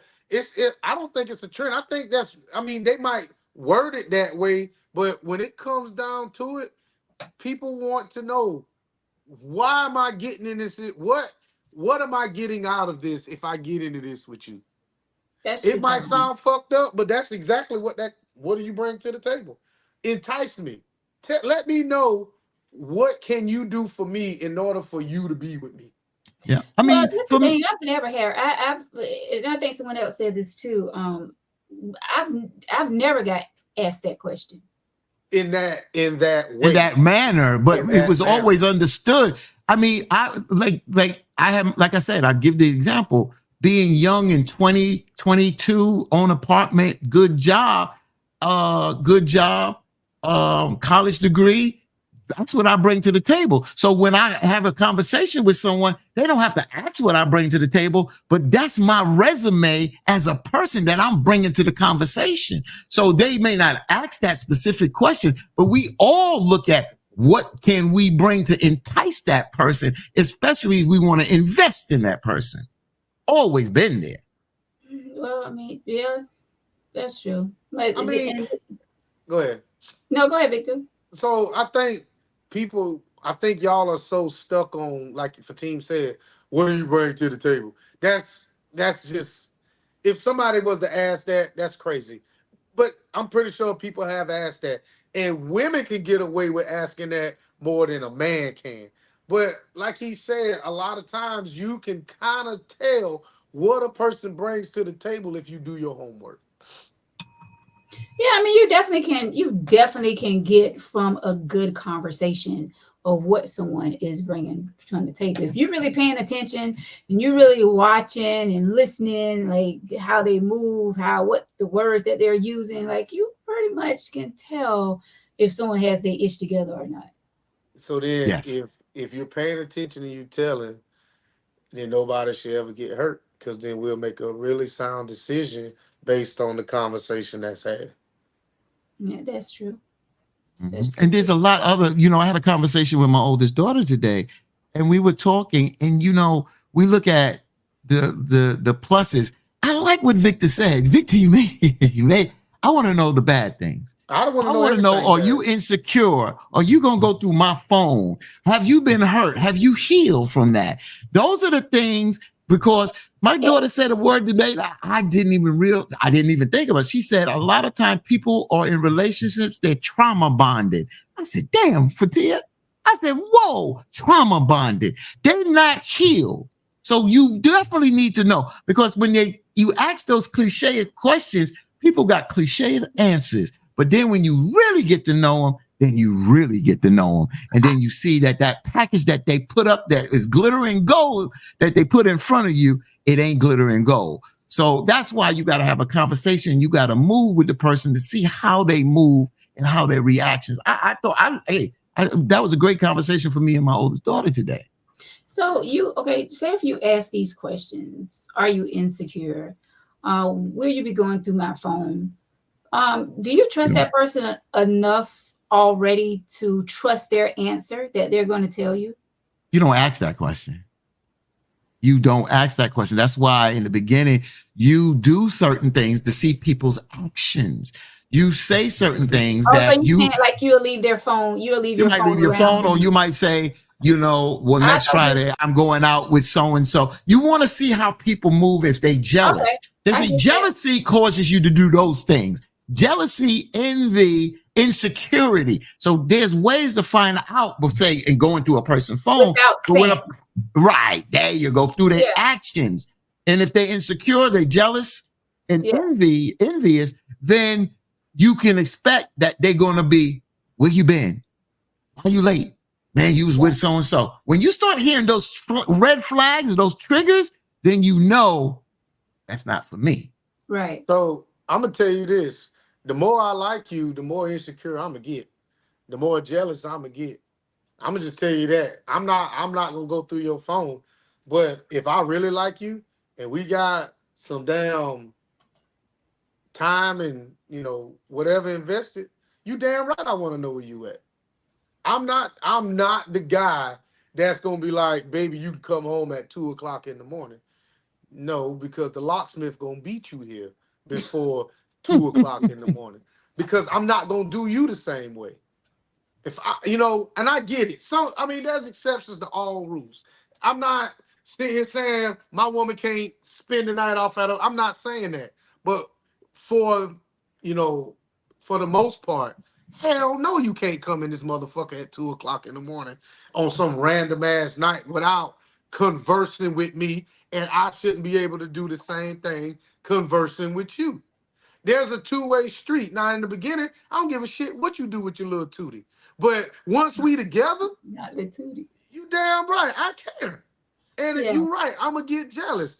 And in the beginning, I don't give a damn what kind of clothes you wear. But after we got a couple years in, man, you need to take them fucking shorts off and put on something a little bit more respectable. And I grew My insecurity goes up the more I like you. Now, I'm not, it is what it is, but I'm not saying I might get crazy. But if I really like you, I might do some crazy shit. And that's where I say, is that, again, that's you, Victor. But then I start to say, is this a healthy relationship or is this a possession type relationship? You understand what I'm saying? Because you're investing in her, and yes, that's investment, and you don't want her to do anything that is disrespectful to you. So I do respect that. But a lot of times, and I get what you're saying, so I'm not here to debate it, but Tim Johnson said, checking phones is childish. Please, y'all come on. Please come on. You know how many damn adults check people's phones? Checking phones are childish. All the time, because this is what they on. They text, they do everything. They leave a track record of what and who they talk to and where they've been. This is a footprint. This is a footprint. Why do you think people track each other? Because they want to know where their whereabouts are. And I'm talking about people in relationships sometimes. If we together and I put, that ring on your finger, you can check whatever the fuck you want. If you ask me, Vic, how much money you got in the bank? Here. I mean, I've already made that commitment that we come together as one. Right. So I feel like, I ain't trying to be on some bullshit, but when I was in a relationship and I was engaged, if you wanted to know something, I'm going to tell you. I'm going to let you know. If they text me, they text us. I don't see, I mean, I don't have shit to hide. Those inappropriate conversations has got to stop at some point in time. Who the hell am I entertaining? Like, if I'm sleeping with you every night and you feel like I'm still doing some bullshit out here, then there's one thing that I need to do is I might need to start moving a little differently, because apparently I'm still giving you the impression that's what the fuck I'm doing. That was my question to you. What happens if you are transparent and then you tell your wife, because you put the ring on there, oh, I was out there with so-and-so, so-and-so, we were just shooting the breeze, blah, blah, blah. But then she doesn't believe you, but you just answer that. Then you have to look at yourself in the mirror and say, am I giving her something to ask these questions, or am I giving her something not to trust me? So you kind of answer that right there. Yeah, I mean, so you're gonna have some people saying they ain't gonna give it up, and that's cool. But I want the same thing in return now. If you ask me, to see my phone, I got a see my phone in my pocket. So when I ask to see yours, it shouldn't be nothing up for discussion. See. No, it's not no see. If you don't want it done to you, don't do it to me. No, I was gonna say, see, I don't want to be in a relationship like that. I've been through that. I dealt with all that, checking phones and all that crap. Me at my age now, if I have to check your phone, we may not need to be together, because hopefully I can trust you enough where I don't have to check your phone. I'm not going to put a tracker on your car to see where you're going. I'm not getting ready to track your phone to see you. Like, I'm not doing, I don't have the time, the energy, none of that to be doing none of that in a relationship these days. I'm with Tim. That is childish to me. Like, it's childish, but it may be childish, but it happens. See, that's what I'm saying. I'm not saying it doesn't happen. I'm just saying Right. it's childish. And if you have to be in a relationship like that, where you have to check every move that your partner is making, you don't need to be with that person. And I totally agree with that. And I just told my daughter, I'm not getting in that relationship. I'm not going through that. I'm not putting somebody through that. And damn hell, if you're going to put me through it. And I agree with you. It's childish. The reason why I bring it up, because there are adults that are in their 40s and their 50s that do this. I'm talking about the people that do this and showing you that these are not healthy relationships. That's what I'm showing you. It's definitely not healthy. And you're right. You're right. Those are not healthy relationships. I feel like, the whole phone thing is just giving somebody ammunition to start divorce proceedings, maybe, or to start the breakup. You don't need a reason really to break up with somebody. You might need a reason to divorce someone, but I've never been married, so I don't know. I'm just speaking off of whim here. I didn't do that with Hanifa. Hanifa didn't go through my phone, and I'm in the media world, and it's text, this, that, and the other. But I also made her feel secure. Somebody texts me at 11:30 in the night. I'm not just going to respond to the text and then turn over and go to sleep. Or I'll say that's so and so, and you know what I'm saying. I always, because I gave her that number one respect. That's my partner. That is who I build with. So, I didn't have a problem. Sometimes her phone rang. Oh, just answer. Oh, check so and so. She was always transparent. She could answer my phone, but she never. Even when I told her to answer my phone, she'd bring it. She didn't do that. She said, I don't need to do that. And I appreciated that, but I didn't care. But she didn't do that. And you're right, Veronica and Vic. I'm not at this stage of my life, I'm not doing that. And if you feel that you got to do that, or I catch you doing that, and it's more than once, then like you said, it's done. Because I'm not going through that. I get it. I guess everybody's set up different. But if my homeboy called me at 10 o'clock, 11 o'clock on a Friday night, it could be nothing. It can be nothing. You best believe that Saturday, me and him about to have a conversation. You fucking up the church's money, bro. Don't call me at that time, because I don't want this to look any kind of way. I'm not gonna have this conversation. I'm gonna pick up the phone and that, bro, whatever we talk about. But on the sidebar away from her, man, don't do that shit no more, man. Because you messing me up. And I respect that. Yeah, because I'm not, I get it with you, the job or whatever. But I tell my homeboys quick, man, don't call me after a certain time, especially on these days. Like, bro, don't do that shit. Don't put me in a position that I'm gonna have to maybe lie for your ass. Nah, don't do that. Right. So we have some good comments coming through. Lois says, if I get to the point I'm tracking, I'm done. I'm just getting evidence and planning my exit strategy. Tim says, if you have no life, if you got time to go through people's phone, go back to college or something. Shanetta says, I'm just very glad that I'm a senior citizen and past all this nonsense. Too much work for me. It really shouldn't be that hard. I agree, Veronica. Ain't nobody got time for that. Tarita? Right, Veronica, we're too old for all that. At a certain age, either we're doing this or we aren't. It really is that simple. Be real with each other, for real. Exactly. And that's another question. Y'all say, so this is another thing here. You say, be real with each other. And Veronica, and Victor, I don't know how much you both happened to be there when we talked about this. And I talked about the bump I hit, me and Hanifa hit. And I remember the conversation we had. And again, this is her. She's not all women. But I remember her saying to me that we women, that's how she said it, we women want to know the truth, but we always can't handle the truth. You got to decide what you tell us. Y'all put this in this chat. real for real and tell us this. And a lot of y'all can't handle the damn truth. So, Yeah. so y'all put that out there. And I'm not saying it doesn't fit you. And I understand that you're not playing games. But I've heard from a lot of women, sometimes we can't handle the truth, and you got to use your own judgment just the same way that some of us men can't always handle the truth. Thank you. So I'm glad you said sometimes that. you can. So sometimes you can't give it to us neither. So y'all put this out there. It may work for y'all. That's cool. But everybody can't handle the truth. And y'all talk about being real and this, that, and the other. And I got it. But I've seen other people 50s, 60s. Now it's about who they are. And you trying to be transparent. Everybody don't need to know every damn thing about you.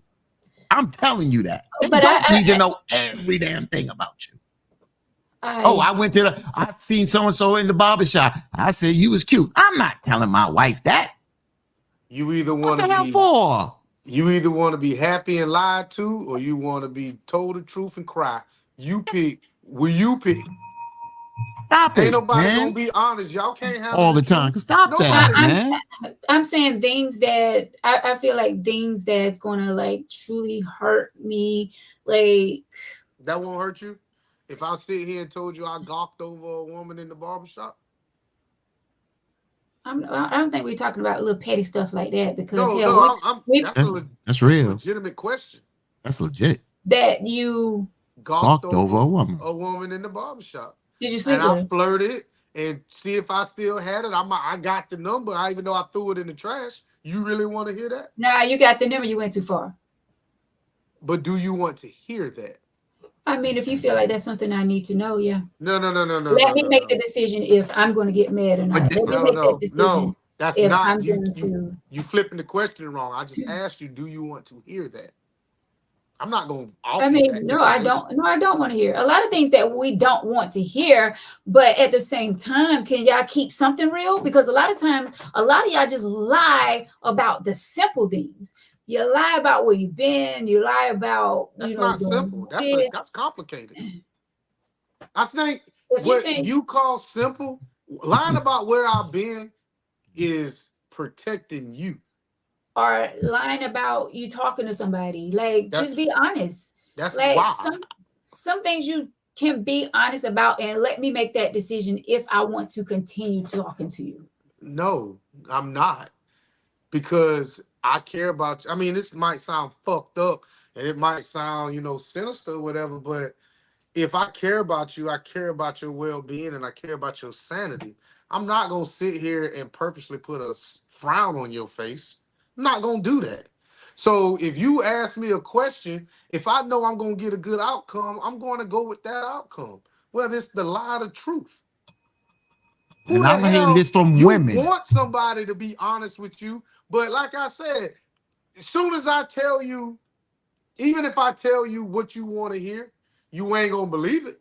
If I tell you the truth, you ain't gonna believe it. It's like y'all look for negative shit. If you ask me where I've been, I said I've been to church, you're lying. It's like, motherfucker, damn, now I got to prove to you I was in church. So it's like, what's the point of even talking to you? And that's why there's so much confusion. No, because they put in the chat, be real and all this. And I'm not saying it doesn't work for them. And you just like, Veronica, I was going to trap you up because you said, did you sleep with her? Well, what my bump was, I didn't sleep with the woman because I feel that men can be attracted to a woman and a woman can be attracted to a man. But even if you like them and you grow fond of them, as long as you don't cross the line. And I've been told by women, oh, that woman had your heart and your mind. It would have been better. And Hanifa said, it would have been better if you slept with her and moved on. And I've heard that for so many women that I've given this whole scenario to, it would have been better if you slept and kept it moving. I was like, what? I'm definitely not gonna say that. What? But they said, the reason why, because what Hanifa told me is because once that woman got your heart and your mind, that person almost got you. So sometimes, and I was like, what the hell is this? And I'm hearing this not just from her, but other women. So I'm just telling you, I watch how men move and I'm listening and I put it out there and I want to hear what Victor said. And y'all talk about, y'all want to know everything. Y'all ain't going to get it. Just like we ain't going to get it. Y'all tell your girlfriends things that y'all don't tell us. Y'all don't. So, Veronica, I want to ask you something. Which is more important in a man, his penis or his heart? Mm. Definitely his Good, heart. good question. That's the same thing. So Definitely he can his cheat. heart. So he can cheat as long as he got your heart. You got his heart. No, I didn't say that. No, I know you didn't say that, but you're saying that his heart is more important than his penis. In certain aspects of my life, her vagina was more important than her heart. I didn't care where her heart was as long as I was the only one that was getting it. Mhm. That's what basically what I'm saying. When we talking about cheating, what hurts you more? The act of the cheat or him being emotionally attached to the person Exactly. that he was cheating with? That's Which right. one Good would question. be more detrimental? I would have to say the heart. And that's Still. what I was told. And Still. that's what I was told. And that's why Hanifa said it would have been better if you slept with the person than your heart getting involved. That's what I've heard. And I'm not only for her, more women I've gave that scenario to said this. Most of it, I never heard a woman tell me that, no, you shouldn't have slept with it. Your heart should have been. No, they were like, yo, if you'd have just slept with it and just moved on, let it be. But once your heart got involved, that's a no-no. That hurts and breaks a woman, or hurts or break a man. Because I'm gonna tell you this: a woman I could be in a relationship, and she could say, you know what, another man got my heart, and the first question I'm asked, well, did you sleep with him? If she tell me no, I can take that blow a little better, and maybe try to fight for my relationship versus her telling me yes. Mm-hmm. That's just me, though. That's true. Good conversation. And that's why I said a lot of times I see these things in the chat and I'm like, you know, it sounds good, but it's like you being in theory class. It sounds Cliche. good, but now let's go to the lab and let's live with this relationship. And what you learned in theory, that shit don't always work in real life. When They we get go them to the lab, which is life. They get them cliche answers, bro. Damn Tell right. me the truth. Yeah, You don't want the fucking truth. You Yeah. don't want the truth. You don't want to know that I got only $80 in my damn pocket to bring you to this restaurant. I had to borrow 60 of that from my mama. You don't want to know that. You don't want to know my oil change due, and I took my oil change money just to take you out. Because you might say, oh, he spent his last on. No, you don't want to hear that shit. You want to think that there's a plethora of money behind me that you can keep getting and living this lavish life that you think that I could provide, but I really can't. So, yeah, please. If you are with a mate you love, why would you do all that anyway, as far as getting another woman's, whatever that is? Number. If you are still doing all of that, you aren't ready for a serious relationship. It would have been better if you never allow yourself to be put in a compromising position. Why? Are you grown people even playing these kid games anyway? If you still want to do all of that, stay single. So, Tarita, that's nice to say that, and it makes sense. Tarita, I'm not going to sit here and try to be an asshole and say you're wrong. But this is the reason why I talk about the book, Men Are From Mars and Women Are From Venus, because y'all don't understand us, and sometimes we don't understand you. You say to us, why do this? Because we do want a serious relationship. We are in love with you. But times we tell you on this show that some things that we do don't matter, that we don't care about that person, but what we do don't take away the love for you. It may be disrespectful and it may not, and it's not cool. And I got that. But don't say that we're not serious about the relationship. I keep telling you, a lot of us are forced into monogamous relationships. Again, I'm not pushing polygamy. I live monogamous relationships. You understand what I'm saying? But when it comes to dating, I date different people when I'm single. Okay? So that's how I move. I'm transparent. But a lot of times when you're in a serious relationship and you love someone, Sister T, sometimes we do things because there's other things that that we make that decision. When I use the word cause, it's not push us to make us do it, but there's other factors in there that we go out there and do those things. Can you put her comment back up there, please?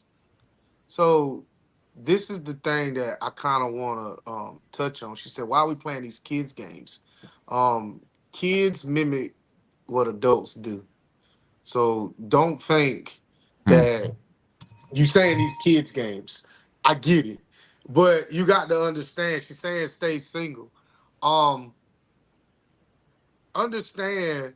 You know, you're saying we're not ready for a serious relationship, but all of our definitions, like Fatima was talking about, all our definitions of a serious relationship is different. I got her number, but it didn't go anywhere. So no harm, no foul. But I get where you're coming from. I totally get where you're coming from. If I didn't sleep with her, why does it matter? If I didn't if she didn't take my heart, why does it matter? If I didn't touch her butt, why does it matter? Only thing I got was her telephone number and I threw it away. What's the big deal? So what's the big deal? I would answer that. The big deal is I feel like if it was reversed, it will be a huge deal. If you found out that the woman that you're with, the woman that you're madly in love with, went out and she, flirted a little and she got a number from another guy just because she wanted to see if she still had it like that, I feel like you will be upset as well. So I always say, do things don't do things that you wouldn't want your partner to do to you. That's how I look at things. When you move that way, things will be so much better. If you just think for a second, okay, I'm with this person, but I'm out with my homeboys, I'm out with my homegirls. Just when you getting ready to flirt with that woman, are you getting ready to ask for her number? Are you getting ready to dance with her and have her back it up on you and all that? You ask for a moment, you stop and you say, would I want Veronica to do that to me if she was out? And I promise you, you'll think twice about doing whatever you getting ready to do. Whether you get ready to go hit it in the bathroom, hit it and quit it, whatever you want to call it. If people would just take the time and just think for a moment of that other person that they with, how would she feel? How would I feel if she was to do that to me? I think shit would be totally different in relationships. But people don't think like that. They just act on the moment. They act on that particular moment that they're in. Oh man, she looked good. Or he looked good. Let me go holler at him for a second while your man is at home, or your husband, man, whatever, is at home, or your girl, your wife, or whoever is at home, and you just doing this type of shit out in the street just because you still got it like that. That is crazy to me. Just pause and think, what would you do if that was your woman or your man?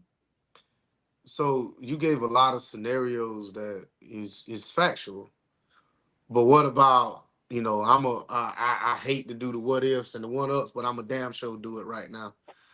You out with your single friend. I can't go out with my single friend, the one that's the player. Now you out with your single girlfriend. You at the register and this guy behind you, hey man, I got that, and you let him pay for whatever it is that you were paying for. I have a big issue with that. You at work and Todd come in here, hey, I made an extra plate or whatever, and you get a piece of that food or whatever. I got a big issue with that too. Mm-hmm. Don't open yourself up to those inappropriate conversations. Carry yourself as if I was standing there each and every time, because you don't want me to eat from another woman's house or another woman's kitchen. Absolutely. You don't want me paying for another woman's whatever if she in front of me holding the door for another woman and all that other bullshit. I'm not doing that because I've always stated I'm not going to put myself in a situation that it can appear to be something else. Yeah. And I may come off as an asshole, but I'm her asshole. And she ain't nobody gonna take a picture and say, well, look what the fuck he was doing. I just threw out a situation about when y'all said y'all want to know the truth about the thing, doing that in the barbershop. I'm very unapproachable when I'm in a relationship. You can't talk to me. I don't want you talking to me. So I'ma just say that. And I'm agree with everything that you just said. Because for one, if I'm in a relationship, I'm not gonna let a man, oh, let me pay for that. No, I got it. I'm dead serious because you know what I'm doing? I'm thinking about, would I want my man paying for somebody else's groceries or paying for her whatever it is she got at the restaurant? No. So I'm not going to do it either. I'm not going to allow a man to pay for something that I can pay for. I went to that store, so that means that I can pay for my own ish that I'm getting that's on the counter. I can pay for that. The only thing I'm gonna disagree with you on is when it comes to holding a door open for someone. That's just, to me, that's just being generous. If somebody's walking behind me, a dude walking behind me, I'm going in, I'm not going to just close the door in his face when he's right there. I say that man run up and hold the door for you. You better turn around and get back in your damn car. Let me just respond to. So I'm not disagreeing with you, Veronica, from the perspective, but I've had conversations with other people. And two things. Let me go to this before I go to that conversation. I've had a conversation with some men, and I remember how old I was, and I remember where I was. I was in the data center at Citibank in New York, Lexington Avenue. And I was talking to a brother out of Brooklyn. He was 40-some years old. And he was talking about, yeah, man, I was hanging out with this woman, this, that, and other. He was married. So I said to him at 27, I said, yo, because I was thinking of his wife. I don't know her. I said, yo, bro. I said, you having a good time? Yeah. I said, what if your wife did that? His exact words, I would break her effing neck. I said to him, I'm not backing down from it. I said, what do you mean you're going to break her effing neck? You doing it. He said, I don't give a damn. She can't do what I do. I said, okay. Now, this is somebody that's older than me at the time. I just listen. It's not my life, my business. I just told listen. That story about 5 times, ain't it? Yeah, I did tell that story, and I'm consistent with that damn story. And the point I'm trying to say is how certain people move, especially men, they don't move or move like women and vice versa. But to get back to the part that you said, Veronica, I think that, yeah, it probably would be a better world if you consciously think about what you do and how you move and think that you don't want your partner to do it. I came up to something. I thought about it, and I took it to another place with that. I'm not living my life worrying about what, because I don't do it. She not going to do it. I'm not putting that on that person, because then when I do walk that straight and narrow and think, well, I'm not going to do something because I wouldn't want my partner to do it. And then when you find your partner has done it, then you feel like a fool. You do things because it's who you are. You do things because you love and respect the person. But I'm not going to do it because I want my person to do that. No, I'm not putting that on that person. I do because what they do is not on me. It's their decision. So what I'm going to do is live my life, give that person that respect or whatever. But I'm not going to move, well, I'm not going to do this because I wouldn't want my partner to do it. No, I'm not going to do this because this is not who I am. That's why I'm not going to do it. I'm not going to put that. I know what you're saying and you're not wrong. But I'm just saying, I'm not doing that, because you know what hurts and cause people to hurt people is that when they start to move like that and then they find their partner ain't moving like that, oh boy, it's one of the worst kind of situations that you got on your hand. So I don't move thinking that I'm not going to do this because I don't want my partner to do it. I'm not going to do it because that's who I am. Well, I mean, that's pretty much the same thing. I'm thinking both of those things. Both of those things. I'm not going to do it because that's not the person who I am. And I'm also not going to do it because I wouldn't want my partner doing it to me. Now, whether they're doing it to me or not, then that's on them. That's something that they're going to have to live with. I'm going to have to live with it, but they're going to have to live with the consequences of most likely losing me and losing what I was giving them, which is faithfulness and being honest and all of that good stuff. I'm just saying, like, I'm going to think of no, and I'm not going to lower my standards because of what he is doing. You know what I'm saying? I'm going to be the same Veronica as I was going into this relationship as I am going out of this relationship. if I find out he's cheating with multiple people, that doesn't mean that I'm getting ready to cheat with multiple people. But there are because women, that's not me. and that's not who you are. And we always talk about that. That's why I always say sometimes we got to take ourselves. And you say that that's not who I am. But there are women, there are men that get cheated on, and they feel like they can pay it back. They can pay it back. I just spoke with one the other day. Felt like this person is moving like this. Well, I went and slept with that person. Now that's their decision, but that's what a lot of people feel. If they can do payback. That's number one. Then there's other people who have been cheated on that have not left the relationship. Not everybody, but most of the comments I've seen in the past on this show, oh, if I get cheated on, I'm leaving. So all the people in our comments must be straight and narrow, because there's a lot of people who have been cheated on and that just don't leave right away. I'm one of them. Yeah. Veronica, what They you just say you don't. bring to the table? Faithfulness. What else? Faithfulness, What else? honesty, What else? loyalty. I need more than that. All of this goodness. That's it. I don't care about that faithfulness, honest. I don't care about none of that shit. As long as you bring your ass to bed, that's the only thing I At care about. 9:30. At And the 9:30. thing is it's about presence.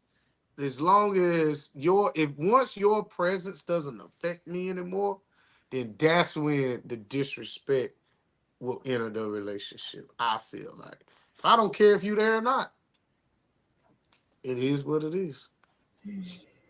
I like what is that? Miss Rainey.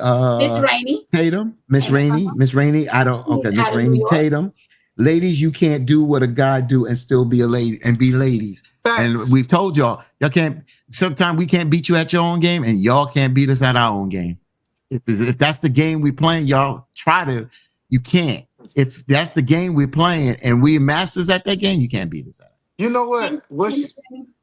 I don't think people realize the significance of what she said. You can't act like a man and still be a lady. You can't. It is impossible for you to do. Can't be us, man. We can't be y'all. And You know exactly, we can't be a man acting like a woman. You know, I wouldn't want to be you all. Like, much respect to the men. Like, I wouldn't want to be y'all. Like, women expect a lot from men, especially these days. Lot. These days, it's every day. I'm just saying, like, a lot. Like, y'all go through a lot. Not saying that we as women don't, because we go through a lot. We put up with a lot of the BS. We do. But I'm saying, like, y'all have a lot going on. So, hats off to you, men. And when I say that, I'm not talking about you sleeping with this person and that person and that person. I'm just talking about the men itself. The men. Like for instance, you pay bills, right? You try to be gentlemen. Some of you open the door for women, close the door for women. You set up dates. You don't mind getting denied. You know, if you ask someone out and they say no, like, you have to be a protector, a provider. Like, y'all have multiple hats. You all do. So I know what you're trying to do, and it ain't working. My birthday is Saturday. Exactly. I knew exactly what the hell you was doing. Fatine, she's just trying to butter us up for a gift. I know exactly what you. I know exactly. We'll give her where the that butter shit's knife. coming We'll from. give her the butter knife to spread the butter. Then That is so not true. Yeah, all right. That is not true. we got the butter knife. I really meant every word that I said. You guys This bitch- really do have a lot on your plate. Yeah, okay. Your We do. fathers, y'all Definitely. really do. Like, it's a lot. It's a lot. So I understand when Y'all you all do too. say that y'all want your peace. I get it. We want our peace as well, but I get it. I get it. I get it. And on that note, it's time to get out of here. That is not, Thomas, that is not true. What'd he say? He said, trying to be slick, Vic. That is not true. I really, I know. I really meant that from the bottom of my heart. All jokes aside, y'all have a lot on your plate. Thank y'all so much for watching Integrity of Life. Thank y'all so much for hanging out with us until almost 10:30. We appreciate each and every one of you. Oh, do we have any final thoughts for the young man that wrote the letter? Damn. Do y'all remember the letter? I really feel like, bruh, like I totally get where he's coming from. Maybe if the question, like, I salute the directness, but in order to get a valid response, you have to deal with a woman who can see you're not being disrespectful by being direct. And like somebody said in the comment section, you know, they can lie. They can tell you a lie. So I like the Fatima approach. Um, I know you want to get it out the way, but maybe if you do a little homework and be a little subtle and ask, you know, those vague questions and this person can answer, you know, and loosen up a little bit, you might get, you know, and the more truthful answer. But bro, when it comes to bringing and building the table, like I said, I want to know all the negative stuff. I don't care how much you make. I don't care whatever. Tell me all the flaws so I can make sure that when we do come together, that our flaws, you know, don't pile on top and we can't work. So I will say that. My final thoughts is interesting. I have this book on my table by Dr. Anita Phillips, a sister, and it's called The Garden Within. And it says, where the war with your emotion ends and your most powerful life begins. So, brother, you asked for a mature conversation tonight. My thing is, we get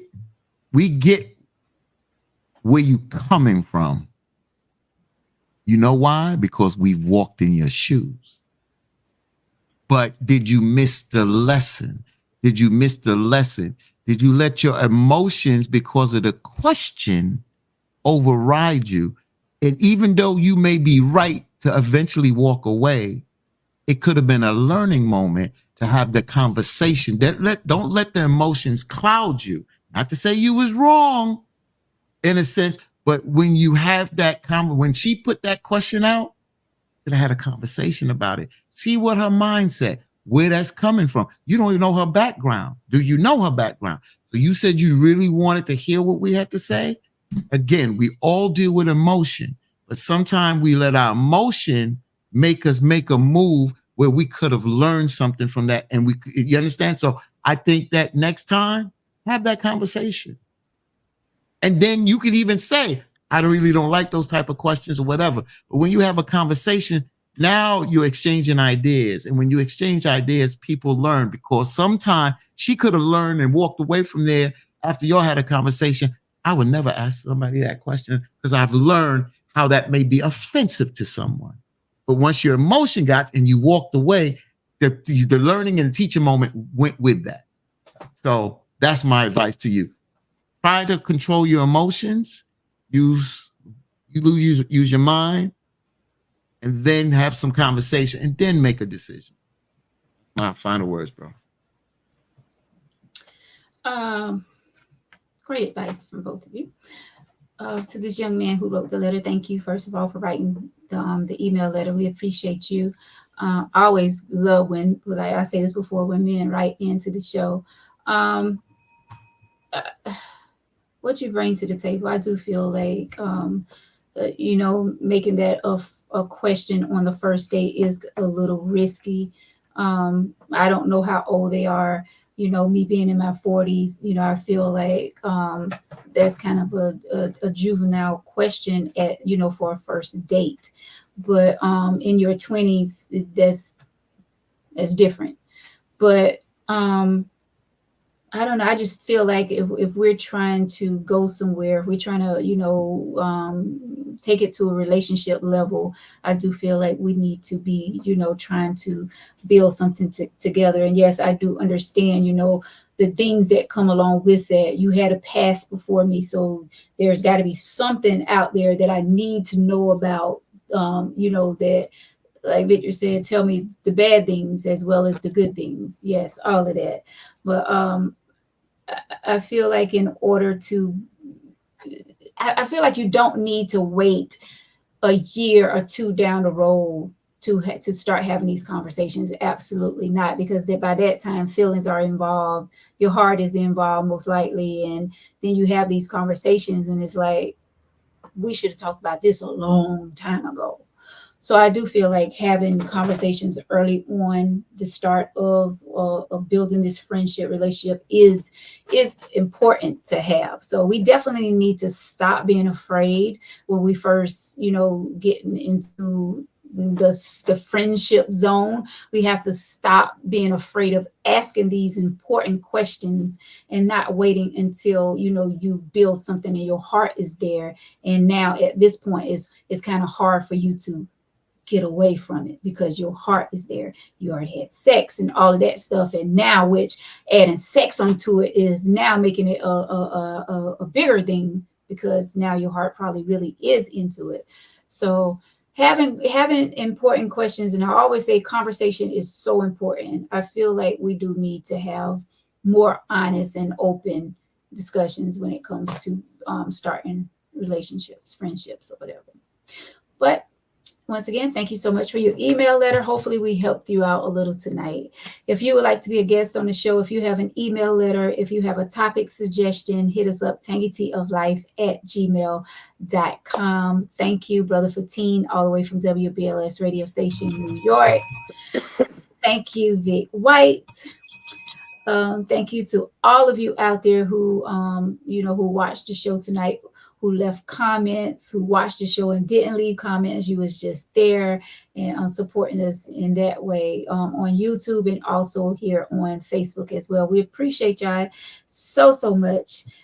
Be careful out there. Stay safe during the storm, which is supposed to hit, I think, late tonight or early in the morning here in this part of South Carolina where we're at. So just be safe out there, family. My birthday is... Victor, why you looked up like that? Was I what? Y'all see how they do me? You see that? My birthday is Saturday. It is a Leo season, which is like the best time of the year. Mr. Sammy's birthday is coming up soon as well. We are Leos. Patricia Baker had a birthday yesterday, I think, and a few more people that be in the comments. But yes, Leo season, honey. My birthday is Saturday, and I'm so excited, But I'm excited because I wear another tutu on this birthday. Maybe, perhaps. Okay. I can't wait to see what these guys. We were together last year on your birthday. We was, yes, that's right, Stacy. See, Victor. Which one you like, Stacy or Tracy? Which one is you? Both of them. Both of the twins. They are Leos as well. But thank y'all so much. Thank you, Darlene. Thank you, Nicole. Thank you, Gary. Thank you all so much, Miss Rainey, Vern. Thank y'all so much. I really appreciate the birthday love. But until next time, you guys, enjoy one another, love upon one another, enjoy this thing called life to the fullest. Until then, have a great week, rest of the week, great weekend. Good night. Buenas noches. Oh, Victor, I forgot. You can't. Good night.